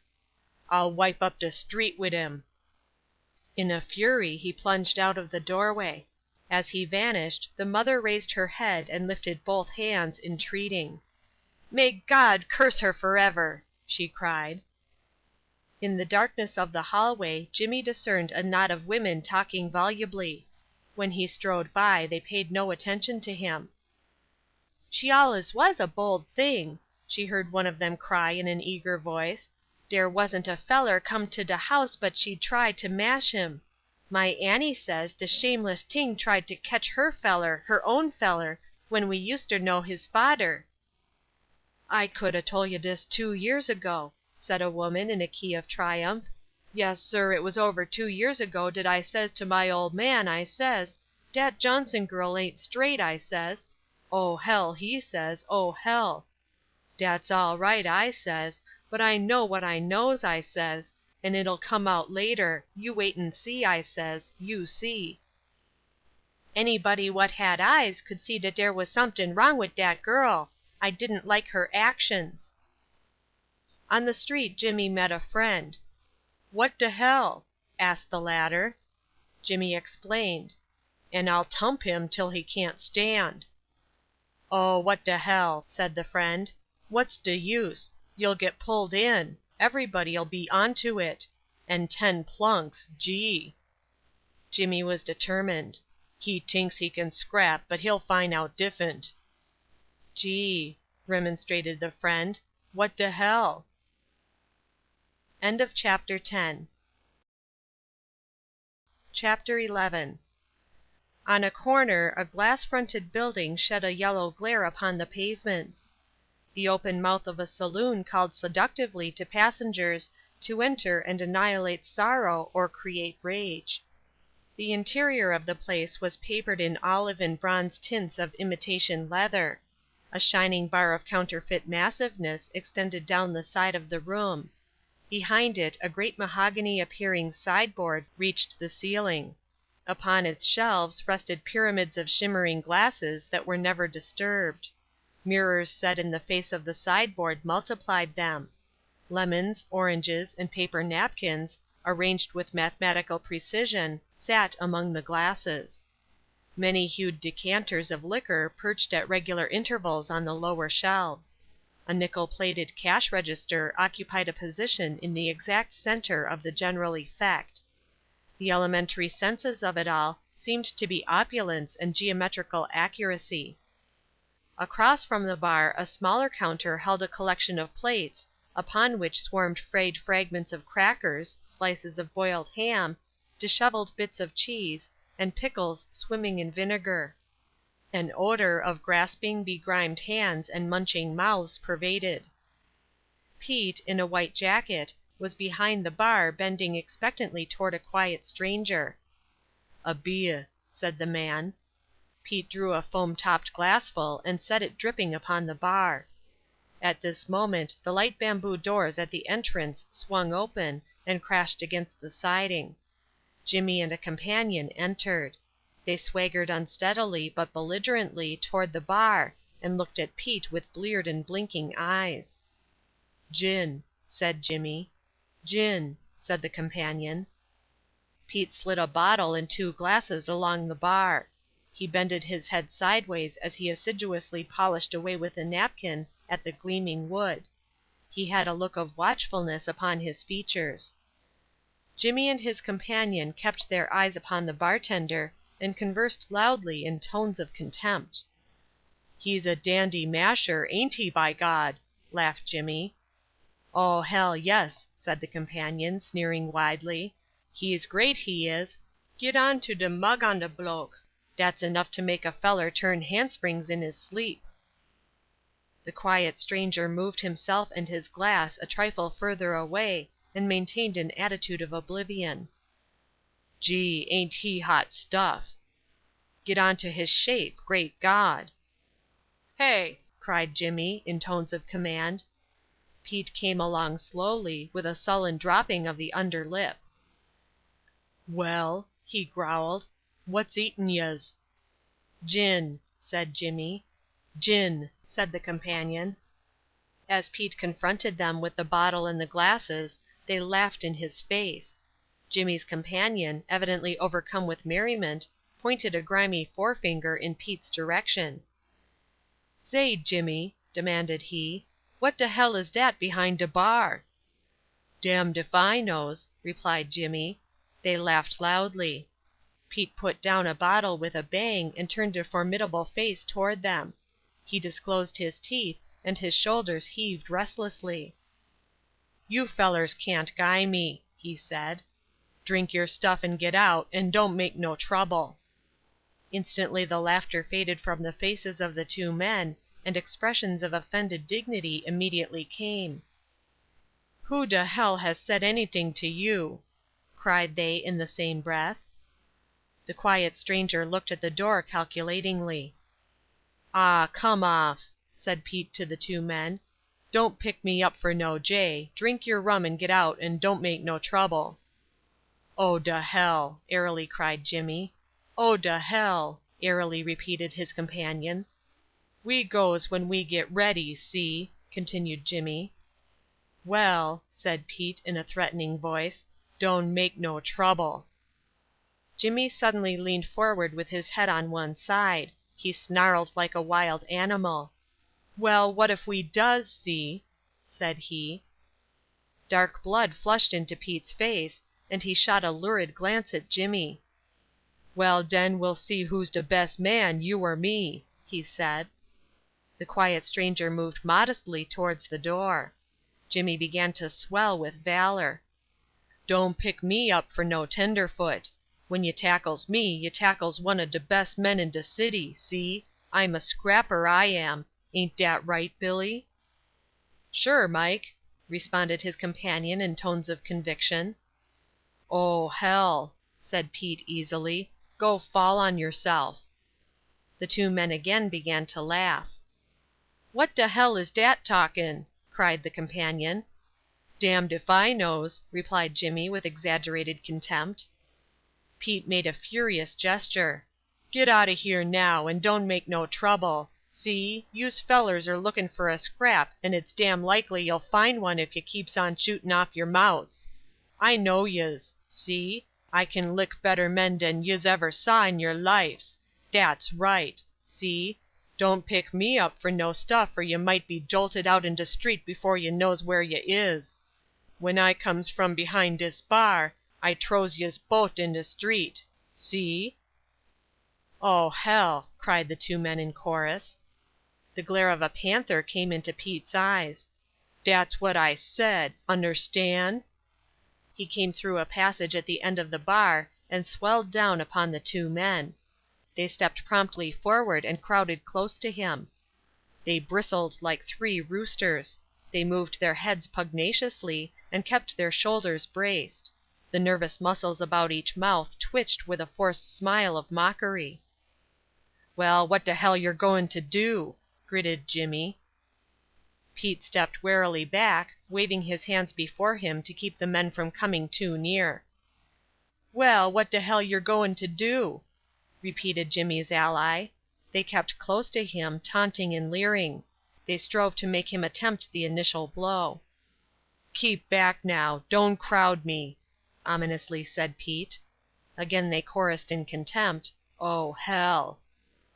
In a small tossing group the three men edged for positions like frigates contemplating battle. "Well, why de hell don't you try to t'row us out?" cried Jimmy and his ally with copious sneers. The bravery of bulldogs sat upon the faces of the men. Their clenched fists moved like eager weapons.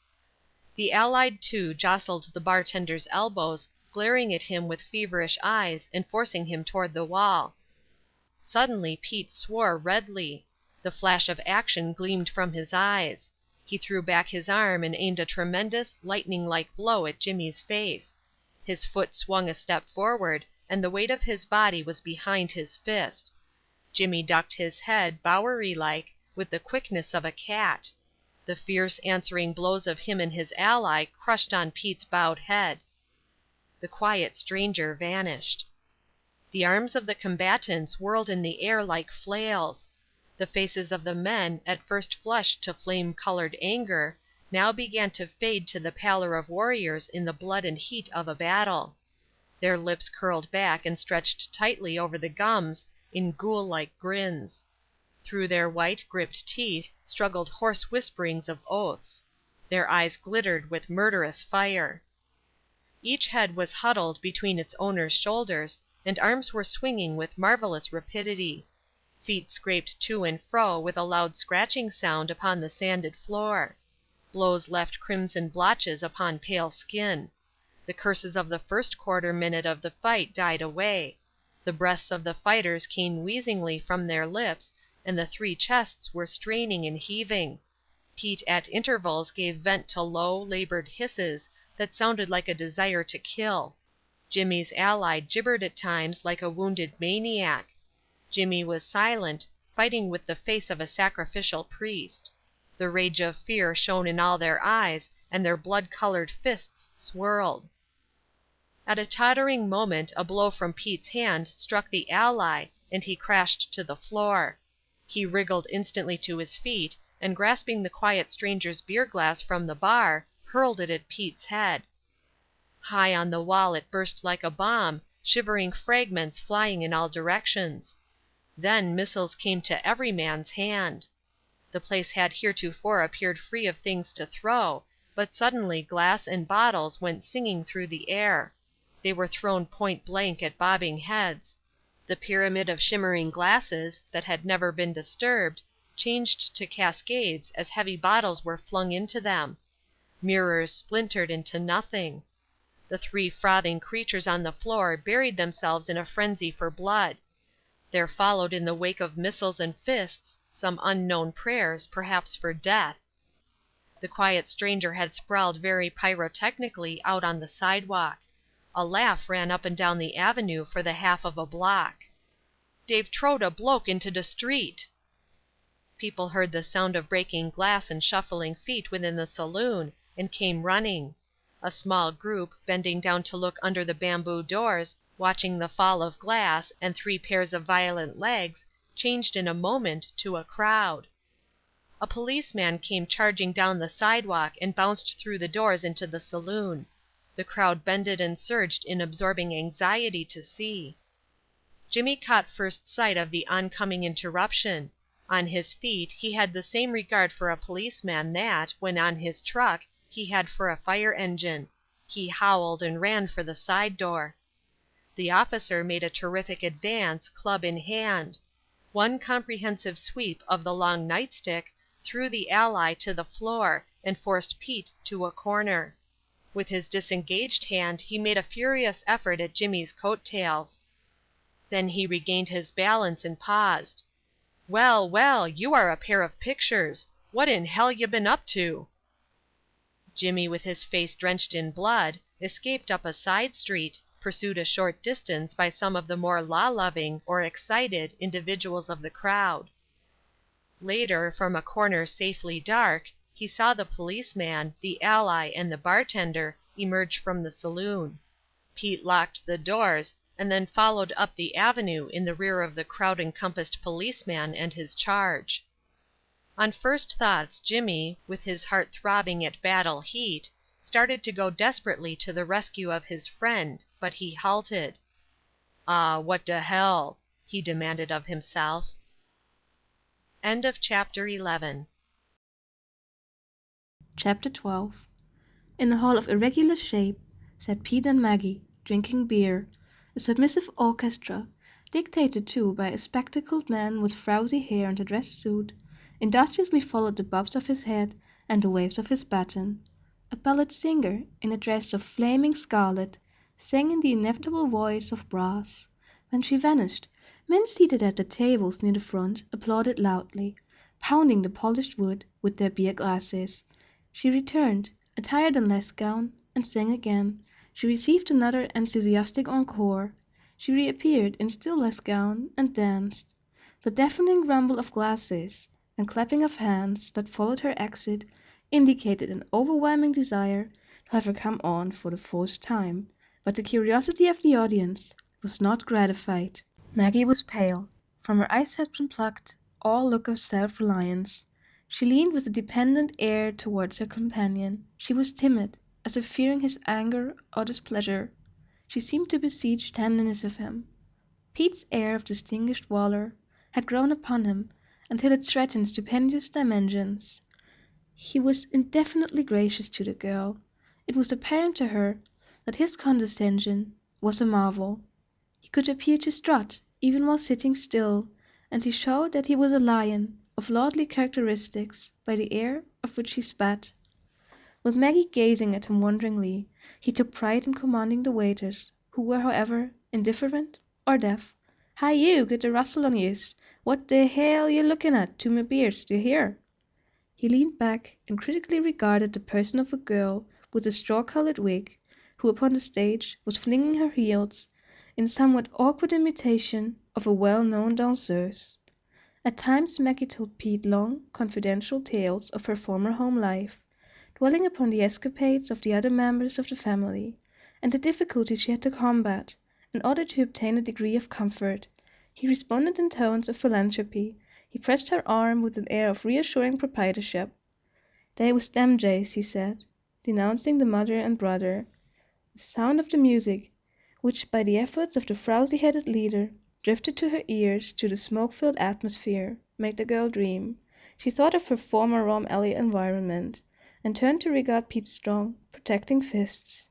She thought of the collar and cuff manufactory, and the eternal moan of the proprietor. "What in hell do you think I pay $5 a week for? Play? No pay dumb." She contemplated Pete's man-subduing eyes, and noted that wealth and prosperity were indicated by his clothes. She imagined the future, rose-tinted, because of its distance from all that she previously had experienced. As to the present, she perceived only vague reasons to be miserable. Her life was Pete's, and she considered him worthy of the charge. She would be disturbed by no particular apprehensions so long as Pete adored her, as he now said he did. She did not feel like a bad woman. To her knowledge, she had never seen any better. At times men at other tables regarded the girl furtively. Pete, aware of it, nodded at her and grinned. He felt proud. "Mag, you're a bloomin' good looker," he remarked, studying her face through the haze. The men made Maggie fear, but she blushed at Pete's words as it became apparent to her that she was the apple of his eye. Gray-headed men, wonderfully pathetic in their dissipation, stared at her through the clouds. Smooth-cheeked boys, some of them with faces of stone and mouths of sin, not nearly so pathetic as the greyheads, tried to find the girl's eyes in the smoke wreaths. Maggie considered she was not what they thought her. She confined her glances to Pete and the stage. The orchestra played negro melodies. A versatile drummer pounded, whacked, clattered, and scratched on a dozen machines to make noise. Those glances of the men, shot at Maggie from under half-closed lids, made her tremble. She thought them all to be worse men than Pete. "Come, let's go," she said. As they went out, Maggie perceived two women, seated at a table with some men. They were painted, and their cheeks had lost their roundness. As she passed them, the girl, with a shrinking movement, drew back her skirts. End of chapter 12. Chapter 13. Jimmy did not return home for a number of days after the fight with Pete in the saloon. When he did, he approached with extreme caution. He found his mother raving. Maggie had not returned home. The parent continually wondered how her daughter could come to such a pass. She had never considered Maggie as a pearl dropped unstained into Rum Alley from heaven, but she could not conceive how it was possible for her daughter to fall so low as to bring disgrace upon her family. She was terrific in denunciation of the girl's wickedness. The fact that the neighbors talked of it maddened her. When women came in and in the course of their conversation casually asked, "Where's Maggie these days?" the mother shook her fuzzy head at them and appalled them with curses. Cunning hints inviting confidence she rebuffed with violence. "And wid all the bringin' up she had, how could she?" Moaningly she asked of her son. "Wid all the talkin' wid her I did, and the tings I told her to remember? When a girl is bringed up the way I bringed up Maggie, how can she go to the devil?" Jimmy was transfixed by these questions. He could not conceive how, under the circumstances, his mother's daughter and his sister could have been so wicked. His mother took a drink from a squudgy bottle that sat on the table. She continued her lament. "She had a bad heart, that girl did, Jimmy. She was wicked to the heart, and we never knowed it." Jimmy nodded, admitting the fact. "We lived in the same house with her, and I brought her up, and we never knowed how bad she was." Jimmy nodded again. "With a home like this and a mother like me, she went to the bad," cried the mother, raising her eyes. One day Jimmy came home, sat down in a chair, and began to wriggle about with a new and strange nervousness. At last he spoke shamefacedly. "Well, look a-here. Dis ting queers us. See, we're queered. And maybe it'd be better if I tink I can look her up, and maybe it'd be better if I fetched her home, and—" The mother started from her chair and broke forth into a storm of passionate anger. "What? Let her come and sleep under the same roof with her mother again? Oh, yes, I will, won't I? Sure. Shame on yez, Jimmy Johnson, for saying such a thing to your own mother. To your own mother. Little did I think, when yez was a baby playin' about me feet, that ye'd grow up to say such a thing to your mother, your own mother. I never thought." Sobs choked her and interrupted her reproaches. "There ain't nothin' to raise such hell about," said Jimmy. "I only says it 'ud I'd be better if we keep dis ting dark, see? It queers us, see?" His mother laughed a laugh that seemed to ring through the city and be echoed and re-echoed by countless other laughs. "Oh, yes, I will, won't I? Sure." "Well, you must take me for a damn fool," said Jimmy, indignant at his mother for mocking him.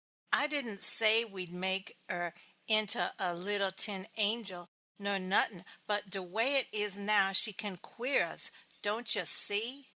She'll get tired of the life after a while, and then she'll wanna be comin' home, won't she, de beast? I'll let her in then, won't I?" "Well, I didn't mean none of this prodigal business anyway," explained Jimmy.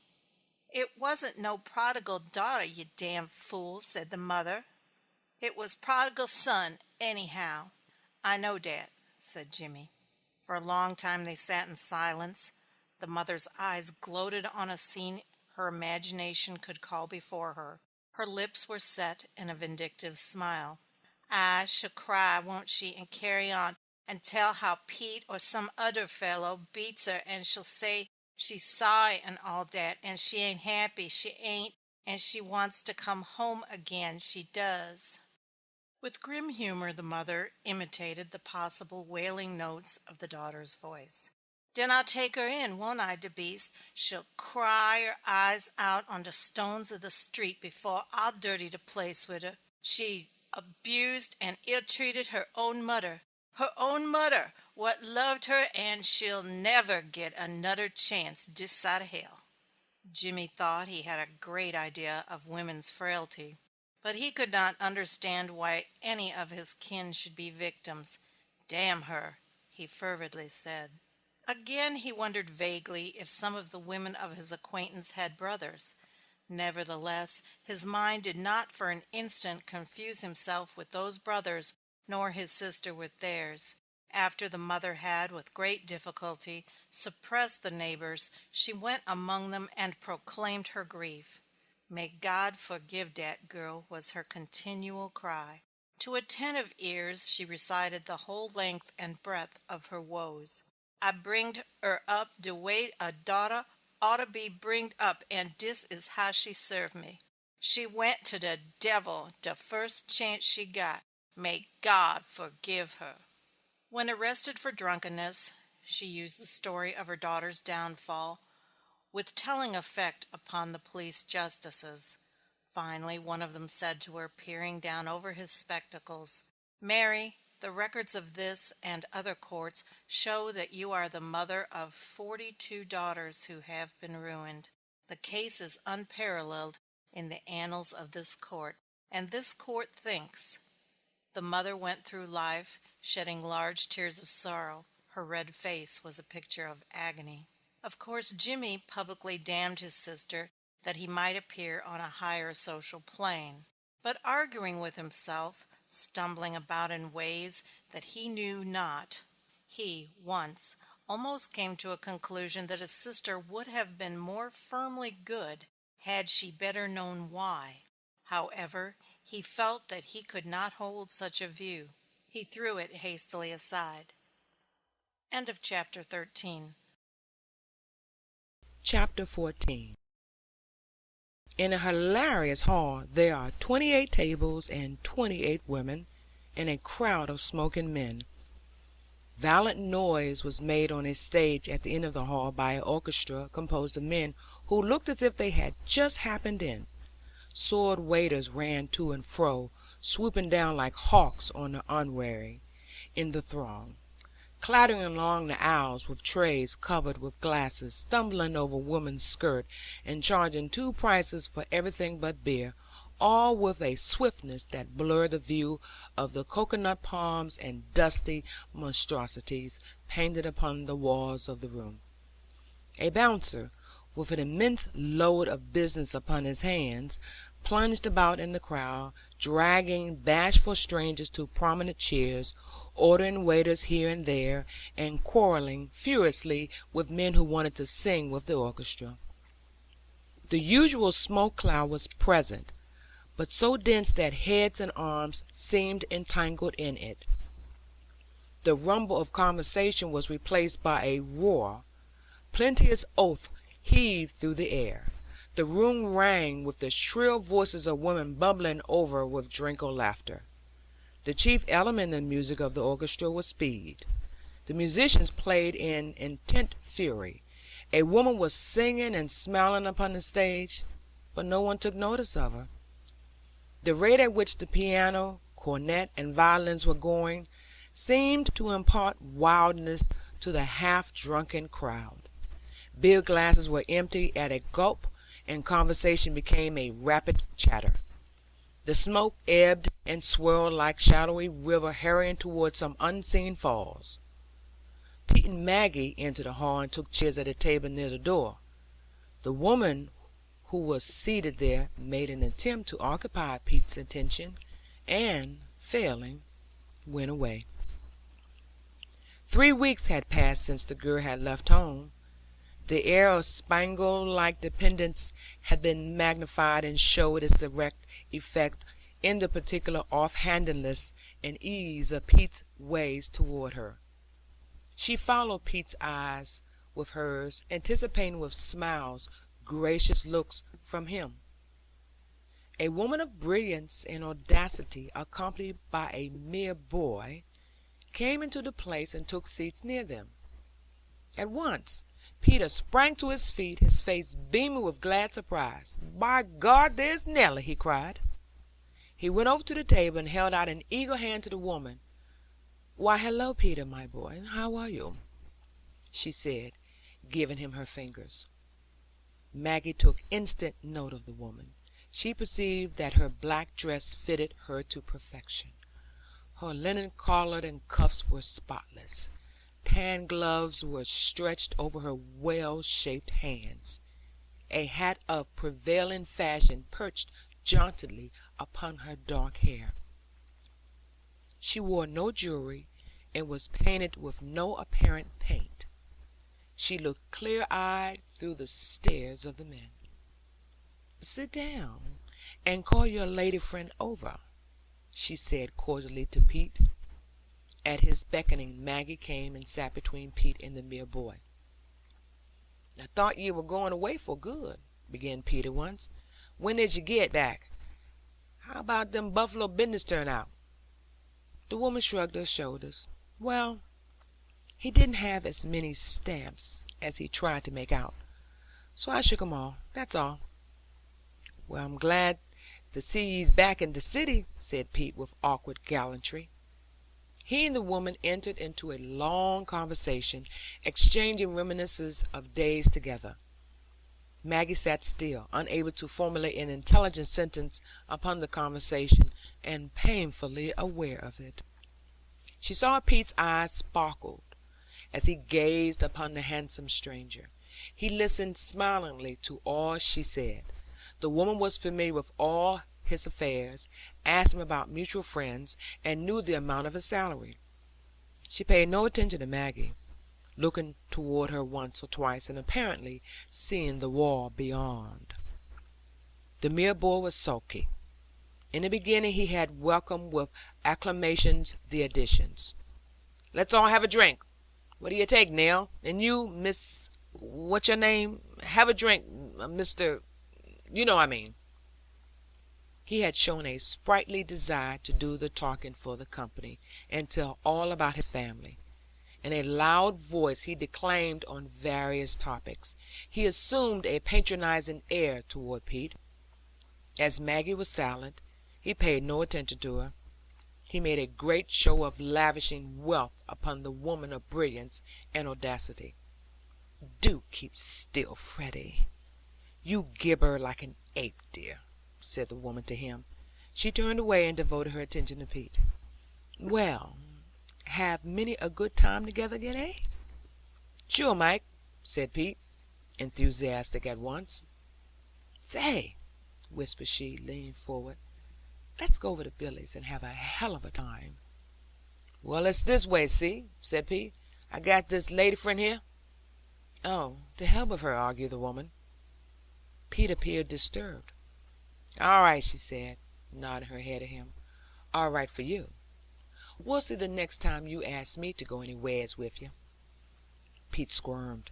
"Say," he said beseechingly, "come while me a minute, and I'll tell you why." The woman waved her hand. "Oh, that's all right. You needn't explain, you know.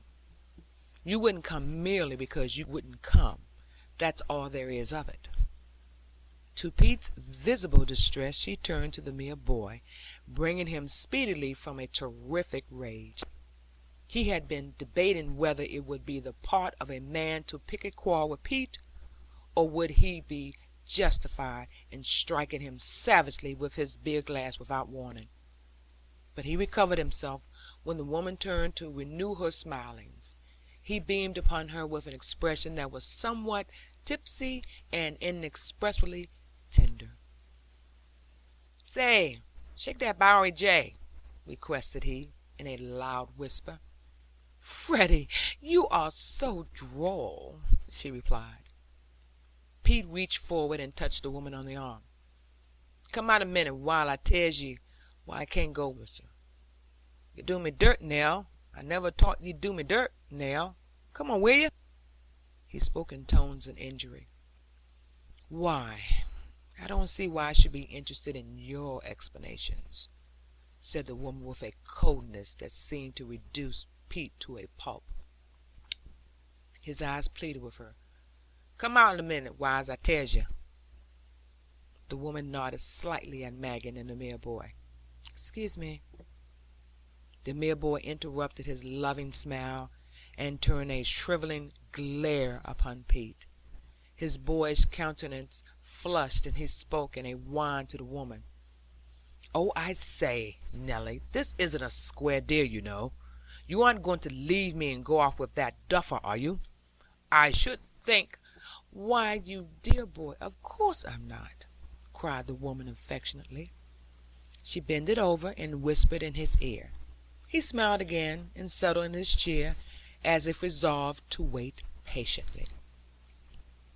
As the woman walked down between the rows of tables, Pete was at her shoulder, talking earnestly, apparently in explanation. The woman waved her hands with studied airs of indifference. The door swung behind them, leaving Maggie and the mere boy seated at the table. Maggie was dazed. She could dimly perceive that something stupendous had happened. She wondered why Pete saw fit to remonstrate with the woman, pleading for forgiveness with his eyes. She thought she noted an air of submission about her leonine Pete. She was astounded. The mere boy occupied himself with cocktails and a cigar. He was tranquilly silent for half an hour. Then he bestirred himself and spoke. "Well," he said, sighing, "I knew this was the way it would be." There was another stillness. The mere boy seemed to be musing. "She was pulling me leg. That's the whole amount of it," he said suddenly. "It's a bloomin' shame the way that girl does. Why, I spent over $2 in drinks tonight, and she goes off with that plug ugly who looks as if he's been hit in the face with a corn die. I call it rocky treatment for a fellow like me. Here, waiter, bring me a cocktail and make it damned strong." Maggie made no reply. She was watching the doors. "It's a mean piece of business," complained the mere boy. He explained to her how amazing it was that anybody should treat him in such a manner. "But I'll get square with her, you bet. She won't get far ahead of yours truly, you know," he added, winking. "I'll tell her plainly that it was blooming mean business, and she won't come it over me with any of her now Freddie dears. She thinks my name is Freddie, you know, but of course it ain't. I always tell these people some name like that, because if they got into your right name, they might use it sometime. Understand? Oh, they don't fool me much." Maggie was paying no attention, being intent upon the doors. The mere boy relapsed into a period of gloom, during which he exterminated a number of cocktails with a determined air, as if relying defiantly to fate. He occasionally broke forth into sentences composed of invectives joined together in a long string. The girl was still staring at the doors. After a time the mere boy began to see cobwebs just in front of his nose. He spurred himself into being agreeable, and insisted upon her having a Charlie Roos and a glass of beer. "They's gone," he remarked. "They's gone." He looked at her through the smoke wreath. "Shay, little girl, we might as well make best of it. You ain't such a bad-looking girl, you know. Not half bad. Can't come up to Nell, though. No, can't do it."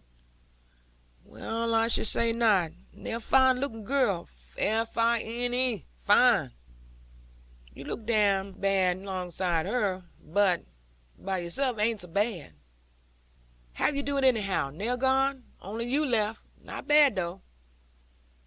Maggie stood up. "I'm going home," she said. Then the mere boy started. "Eh? What? Home?" he cried, struck with amazement. "I beg pardon? Did he say home?" "I am going home," she repeated. "Great God, what a hell of a struck!" demanded the mere boy, himself stupefied. In a semi-comatose state, he conducted her on board an uptown car, obstinately paid her fare, leered kindly at her through the rear window, and fell off the steps. End of chapter 14. Chapter 15. A forlorn woman went along a lighted avenue. The street was filled with people desperately bound on missions. An endless crowd darted at the elevated station stairs, and the horse cars were thronged with owners of bundles. The pace of the forlorn woman was slow. She was apparently searching for someone. She loitered near the doors of saloons and watched men emerge from them. She scanned furtively the faces in the rushing stream of pedestrians. Hurrying men, bent on catching some boat or train, jostled her elbows, failing to notice her, their thoughts fixed on distant dinners. The forlorn woman had a peculiar face. Her smile was no smile, but when in repose her features had a shadowy look that was like a sardonic grin, as if someone had sketched with a cruel forefinger indelible lines about her mouth. Jimmy came strolling up the avenue. The woman encountered him with an aggrieved air. "Oh, Jimmy, I've been looking all over for you," she began. Jimmy made an impatient gesture and quickened his pace. "Oh, don't bother me, good God," he said, with the savageness of a man whose life is pestered. The woman followed him along the sidewalk in somewhat the manner of a suppliant.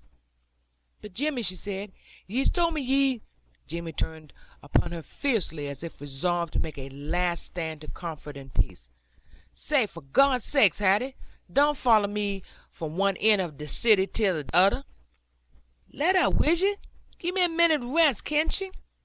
Ye makes me tired, all's a tagging me. See, ain't ye's got no sense?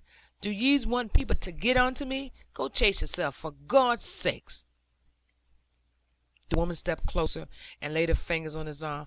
"But look at here," Jimmy said. "Oh, go to hell." He darted into the front door of a convenient saloon, and a moment later came out into the shadows that surrounded the side door. On the brilliantly lighted avenue he perceived the forlorn woman dodging about him like a scout.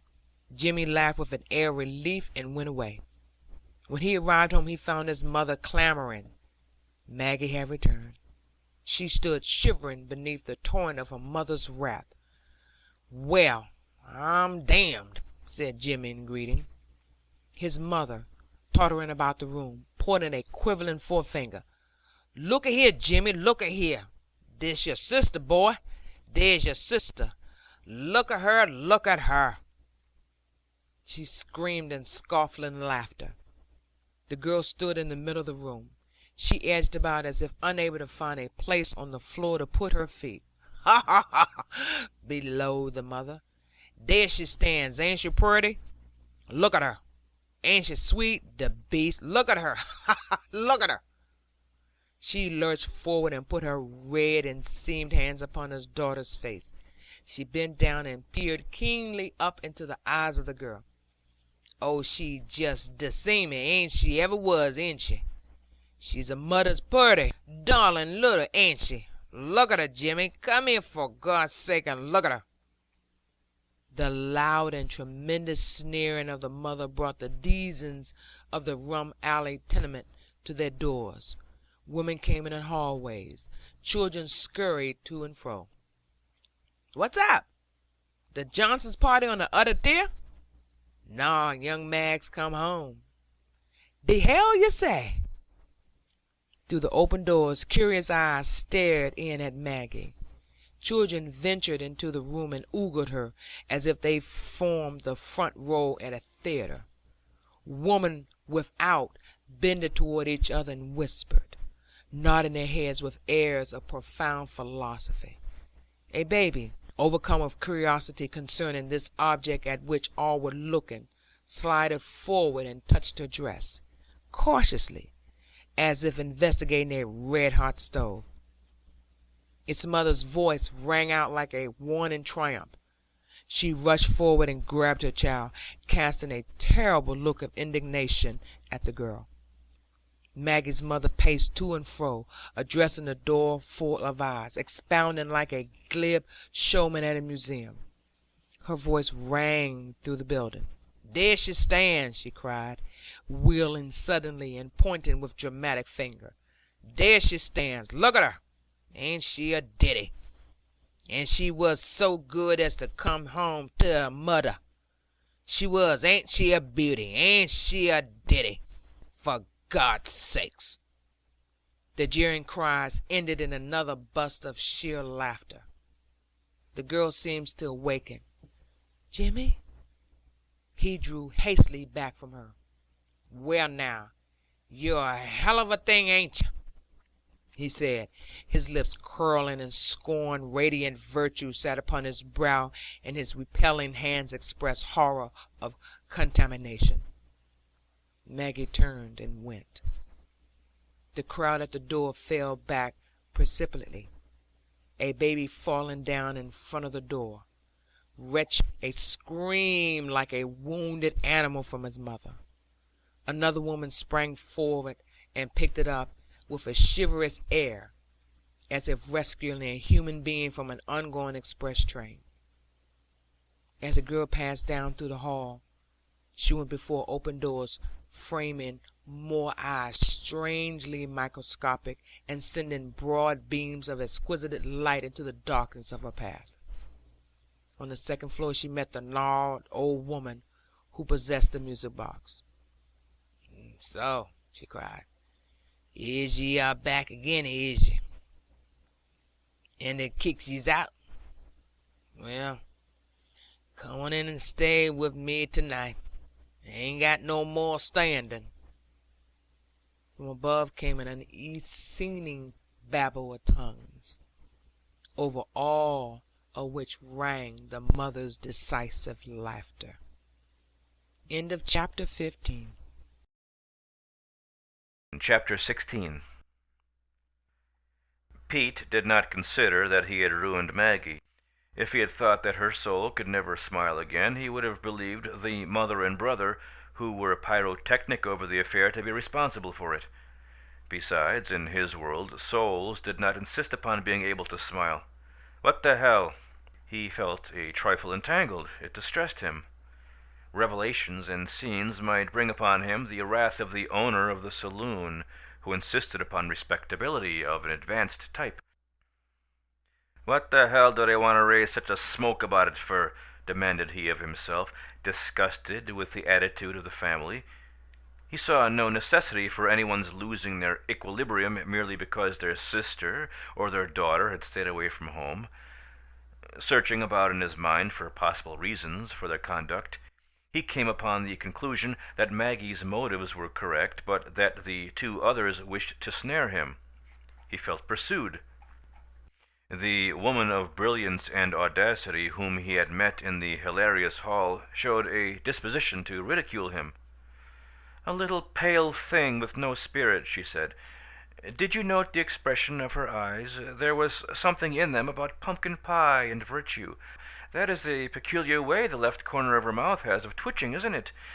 Dear, dear, my cloud-compelling Pete, what are you coming to?" Pete asserted at once that he never was very much interested in the girl. The woman interrupted him, laughing. "Oh, it's not of the slightest consequence to me, my dear young man. You needn't draw maps for my benefit. Why should I be concerned about it?" But Pete continued with his explanations. If he was laughed at for his tastes in women, he felt obliged to say that they were only temporary or indifferent ones. The morning after Maggie had departed from home, Pete stood behind the bar. He was immaculate in white jacket and apron, and his hair was plastered over his brow with infinite correctness.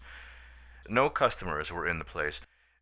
Pete was twisting his napkined fist slowly in a beer glass, softly whistling to himself, and occasionally holding the object of his attention between his eyes and a few weak beams of sunlight that had found their way over the thick screens and into the shaded room. With lingering thoughts of the woman of brilliance and audacity, the bartender raised his head and stared through the varying cracks between the swaying bamboo doors. Suddenly the whistling pucker faded from his lips.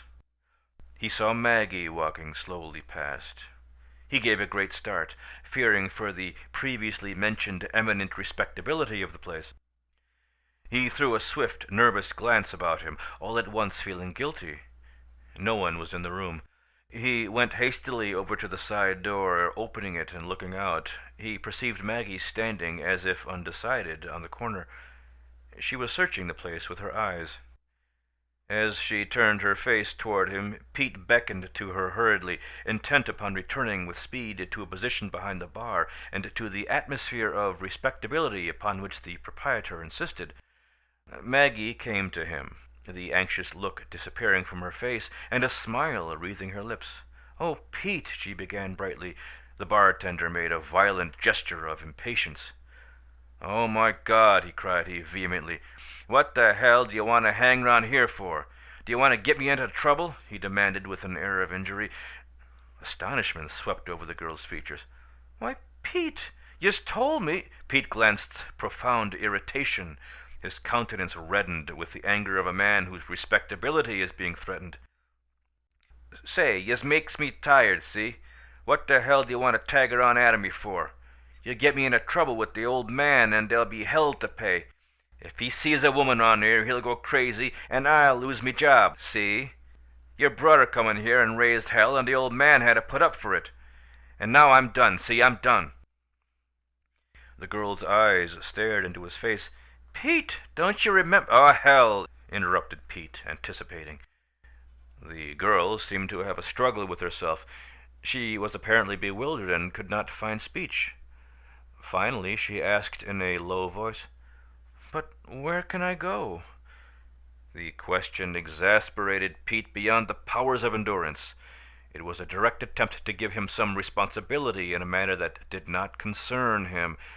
In his indignation he volunteered information. "Oh, go to hell!" cried he. He slammed the door furiously and returned with an air of relief to his respectability. Maggie went away. She wandered aimlessly for several blocks. She stopped once and asked aloud a question of herself. "Who?" A man who was passing near her shoulder humorously took the questioning word as intended for him. "What? Who? Nobody. I didn't say anything," he laughingly said, and continued his way. Soon the girl discovered that if she walked with such apparent aimlessness, some men looked at her with calculating eyes. She quickened her step, frightened.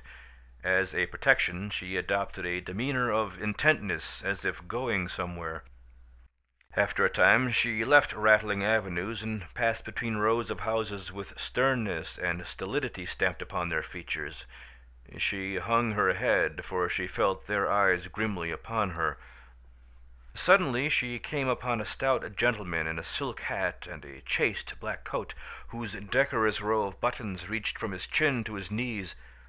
The girl had heard of the grace of God, and she decided to approach this man. His beaming, chubby face was a picture of benevolence and kind-heartedness. His eyes shone good-will. But as the girl timidly accosted him, he gave a convulsive movement and saved his respectability by a vigorous sidestep. He did not risk it to save a soul, for how was he to know that there was a soul before him that needed saving? End of chapter 16. Chapter 17. Upon a wet evening, several months after the last chapter, two interminable rows of cars pulled by slipping horses jangled along a prominent side street. A dozen cabs with coat-enshrouded drivers clattered to and fro. Electric lights, whirring softly, shed a blurred radiance. A flower dealer, his feet tapping impatiently, his nose and his wares glistening with raindrops, stood behind an array of roses and chrysanthemums. 2 or 3 theaters emptied a crowd upon the storm-swept pavements. Men pulled their hats over their eyebrows and raised their collars to their ears. Women shrugged impatient shoulders in their warm cloaks and stopped to arrange their skirts for a walk through the storm. People, having been comparatively silent for 2 hours, burst into a roar of conversation, their hearts still kindling from the glowings of the stage. The pavements became tossing seas of umbrellas.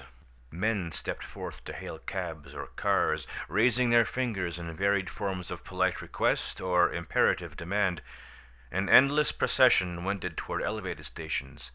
An atmosphere of pleasure and prosperity seemed to hang over the throng, born perhaps of good clothes and of having just emerged from a place of forgetfulness. In the mingled light and gloom of an adjacent park, a handful of wet wanderers in attitudes of chronic dejection was scattered among the benches. A girl of the painted cohorts of the city went along the street.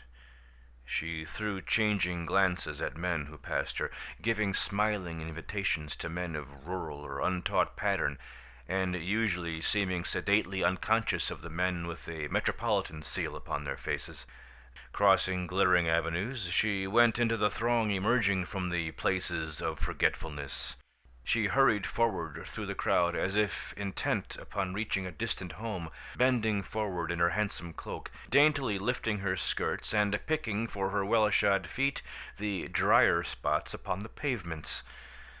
The restless doors of saloons, clashing to and fro, disclosed animated rows of men before bars and hurrying barkeepers. A concert hall gave to the street faint sounds of swift, machine-like music, as if a group of phantom musicians were hastening. A tall young man, smoking a cigarette with a sublime air, strolled near the girl. He had on evening dress, a mustache, a chrysanthemum, and a look of ennui, all of which he kept carefully under his eye. Seeing the girl walk on as if such a young man as he was not in existence, he looked back, transfixed with interest. He stared glassily for a moment, but gave a slight convulsive start when he discerned that she was neither new, Parisian, nor theatrical. He wheeled about hastily and turned his stare into the air, like a sailor with a searchlight. A stout gentleman with pompous and philanthropic whiskers went stolidly by, the broad of his back sneering at the girl. A belated man in business clothes and in haste to catch a car bounced against her shoulder. "Hi there, Mary, I beg your pardon. Brace up, old girl." He grasped her arm to steady her, and then was away, running down the middle of the street. The girl walked on out of the realm of restaurants and saloons. She passed more glittering avenues, and went into darker blocks than those where the crowd traveled. A young man in light overcoat and derby hat received a glance shot keenly from the eyes of the girl. He stopped and looked at her, thrusting his hands in his pockets and making a mocking smile curl his lips. "Come now, old lady," he said, "you don't mean to tell me that you size me up for a farmer?" A laboring man marched along with bundles under his arms. To her remarks he replied, "It's a fine evening, ain't it?" She smiled squarely into the face of a boy who was hurrying by with his hands buried in his overcoat, his blond locks bobbing on his youthful temples, and a cheery smile of unconcern upon his lips. He turned his head and smiled back at her, waving his hands. "Not this eve, some other eve." A drunken man, reeling in her pathway, began to roar at her. "I ain't got no money. Damn bad luck. Ain't got no more money." The girl went into gloomy districts near the river, where the tall factories shut in the street, and only occasional broad beams of light fell across the pavements from saloons. In front of one of these places, from whence came the sound of a violin vigorously scraped, the patter of feet on boards, and the ring of loud laughter, there stood a man with blotched features. "Ah, there," said the girl. "I've got a date," said the man. Further on in the darkness she met a ragged being with shifting, bloodshot eyes and grimy hands. "What the hell? Think I'm a millionaire?" She went into the blackness of the final block. The shutters of the tall buildings were closed like grim lips. These structures seemed to have eyes that looked over her, beyond her, at other things. Afar off, the lights of the avenues glittered as if from an impossible distance. Streetcar bells jingled with a sound of merriment. When almost to the river, the girl saw a great figure. On going forward, she perceived it to be a huge fat man in torn and greasy garments. His gray hair straggled down over his forehead, his small, bleared eyes, sparkling from amidst great rolls of red fat, swept eagerly over the girl's upturned face. He laughed, his brown, disordered teeth gleaming under a gray, grizzled mustache from which beer drops dripped. His whole body gently quivered and shook like that of a dead jellyfish. Chuckling and leering, he followed the girl of the Crimson Legions. At their feet the river appeared a deathly black hue. Some hidden factory sent up a yellow glare that lit for a moment the waters lapping oilily against timbers. The varied sounds of life, made joyous by distance and seeming unapproachableness, came faintly and died away to a silence. End of chapter 17. Chapter 18. In a partitioned-off section of a saloon sat a man with a half-dozen women, gleefully laughing, hovering about him. The man had arrived at that stage of drunkenness where affection is felt for the universe. "I'm good feller, girls," he said convincingly. "I'm damn good feller. Anybody treats me right, I always treats 'em right, see?" The women nodded their heads approvingly. "To be sure," they cried out in a hearty chorus. "You're the kind of a man we like, Pete. You're out of sight. What you gonna buy this time, dear?" "Anything yez wants, damn it," said the man in an abandonment of goodwill. His countenance shone with the true spirit of benevolence. He was in the proper mode of missionaries. He would have fraternized with obscure Hottentots, and above all he was overwhelmed in tenderness for his friends, who were all illustrious. "Anything yez want, damn it," repeated he, waving his hands with beneficent recklessness. "I'm good feller, girls, and if anybody treats me right, here," called he through an open door to a waiter. "Bring girls drinks, damn it. What'll yez have, girls? Anything yez wants, damn it." The waiter glanced in with the disgusted look of the man who serves intoxicants for the man who takes too much of them. He nodded his head shortly at the order from each individual and went. "Damn it," said the man. "We're having hell of a time. I like you girls, damned if I don't. You're a right sort, see?" He spoke at length and with feeling concerning the excellencies of his assembled friends. "Don't try pull men's leg, but have hell of a time. That's right. That's what to do. Now if I sawt yez trying to work me for drinks, wouldn't buy a damn thing, but you're right sort, damn it. Yez knows how to treat a feller, and I stays by yez till I spend a last cent. That's right. I'm a good feller, and I knows when anybody treats me right." Between the times of the arrival and departure of the waiter, the man discoursed to the women on the tender regard he felt for all living things. He laid stress upon the purity of his motives in all dealings with men in the world, and spoke of the fervor of his friendship for those who were amiable. Tears welled slowly from his eyes. His voice quavered when he spoke to them. Once, when the waiter was about to depart with an empty tray, the man drew a coin from his pocket and held it forth. "Here," said he, quite magnificently, "here's a quarter." The waiter kept his hands on his tray. "I don't want your money," he said. The other put forth the coin with tearful insistence. "Here, damn it," he cried, "take it. You're a damn good feller, and I want yez take it." Come now," said the waiter with the sullen air of a man who was forced into giving advice. "Put your money in your pocket. You're loaded, and yez only makes a damn fool of yourself." As the latter passed out of the door, the man turned pathetically to the women. "You don't know I'm a damn good feller," cried he, dismally. "Never you mind, Pete, dear," said a woman of brilliance and audacity, laying her hand with great affection upon his arm. "Never you mind, old boy. We'll stay by you, dear." "That's right," cried the man, his face lighting up at the soothing tones of the woman's voice. "That's right. I'm a damn good feller, and when anyone treats me right, I treats them right, see?" "Sure," cried the women, "and we're not going back on you, old man." The man turned appealing eyes to the woman of brilliance and audacity. He felt that if he could be convicted of a contemptible action, he would die. "Shay, Nell, damn it, I always treats you square, didn't I? I always been good feller with yez, ain't I, Nell?" "Sure you have, Pete," assented the woman. She delivered an oration to her companions. "Yes, sir, that's a fact. Pete's a square feller, he is. He never goes back on a friend. He's the right kind, and we stay by him, don't we, girls?" "Sure," they exclaimed. Looking lovingly at him, they raised their glasses and drank his health. "Girls," said the man beseechingly, "I always treat you right, didn't I? I'm a good feller, ain't I, girls?" "Sure," again they chorused. "Well," said he finally, "let's have another drink, then." "That's right," hailed a woman. "That's right. You're no bloomin' jay. You spends your money like a man. That's right." The man pounded the table with his quivering fists.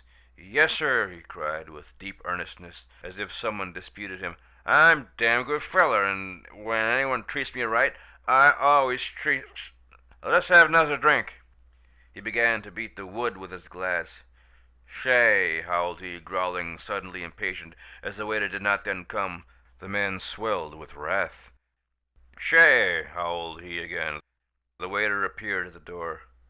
"Bring drinks," said the man. The waiter disappeared with the orders. "That feller a damn fool," cried the man. "He insult me. I'm gentleman. Can't stand being insulted. I'm going to lick him when it comes." "No, no," cried the women, crowding about and trying to subdue him. "He's all right. He didn't mean anything. Let it go. He's a good fella." "Didn't he insult me?" asked the man earnestly. "No," said they. "Of course he didn't. He's all right." "Sure he didn't insult me?" demanded the man, with deep anxiety in his voice. "No, no. We know him. He's a good fella. He didn't mean anything." "Well, then," said the man resolutely, "I'm going to apologize." When the waiter came, the man struggled to the middle of the floor.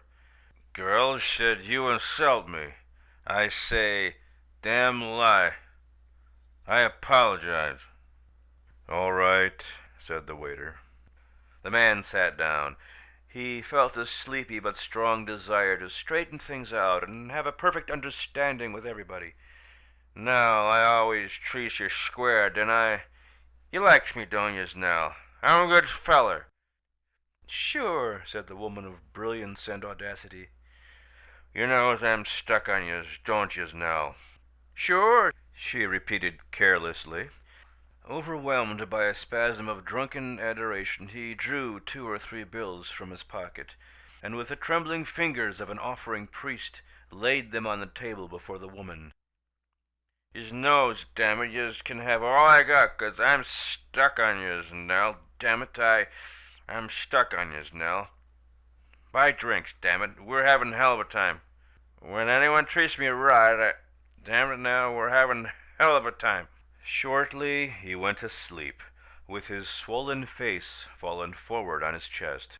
The women drank and laughed, not heeding the slumbering man in the corner. Finally he lurched forward and fell groaning to the floor. The women screamed in disgust and drew back their skirts. "Come on," cried one, starting up angrily. "Let's get out of here." The woman of brilliance and audacity stayed behind, taking up the bills and stuffing them into a deep, irregularly shaped pocket. A guttural snore from the recumbent man caused her to turn and look down at him. She laughed. "What a damn fool," she said, and went. The smoke from the lamps settled heavily down in the little compartment, obscuring the way out. The smell of oil, stifling in its intensity, pervaded the air. The wine from an overturned glass dripped softly down upon the blotches on the man's neck. End of chapter 18. Chapter 19. In a room, a woman sat at a table, eating like a fat monk in a picture. A soiled, unshaven man pushed open the door and entered. "Well," said he, "Mag's dead." "What?" said the woman, her mouth filled with bread. "Mag's dead," repeated the man. "The hell she is," said the woman. She continued her meal. When she finished her coffee, she began to weep. "I can remember when her 2 feet was no bigger than your thumb, and she weared worsted boots," moaned she. "Well, what of that?" said the man. "I can remember when she weared worsted boots," she cried. The neighbours began to gather in the hall, staring in at the weeping woman, as if watching the contortions of a dying dog. A dozen women entered and lamented with her. Under their busy hands, the rooms took on that appalling appearance of neatness and order with which death is greeted. Suddenly the door opened, and a woman in a black gown rushed in with outstretched arms. "Ah, poor Mary!" she cried, and tenderly embraced the moaning one. "Ah, what terrible affliction is this?" continued she. Her vocabulary was derived from mission churches. "Me poor Mary, how I feel for yez! Ah, what a terrible affliction is a disobedient child!" Her good motherly face was wet with tears. She trembled in eagerness to express her sympathy. The mourner sat with bowed head, rocking her body heavily to and fro, and crying out in a high, strained voice that sounded like a dirge on some forlorn pipe. "I can remember when she weared worsted boots, and her 2 feet was no bigger than your thumb, and she weared worsted boots, Miss Smith," she cried, raising her streaming eyes. "Ah, me poor Mary," sobbed the woman in black. With low, coddling cries, she sank on her knees by the mourner's chair and put her arms about her. The other women began to groan in different keys. "Your poor misguided child is gone now, Mary, and let us hope it's for the best. You'll forgive her now, Mary, won't yez, dear, all her disobedience, all her thankless behaviour to her mother, and all her badness. She's gone where her terrible sins will be judged." The woman in black raised her face and paused. The inevitable sunlight came streaming in at the windows, and shed a ghastly cheerfulness upon the faded hues of the room. 2 or 3 of the spectators were sniffling, and one was loudly weeping. The mourner arose and staggered into the other room. In a moment she emerged, with a pair of faded baby shoes held in the hollow of her hand. "I can remember when she used to wear them," cried she. The women burst anew into cries as if they had all been stabbed. The mourner turned to the soiled and unshaven man.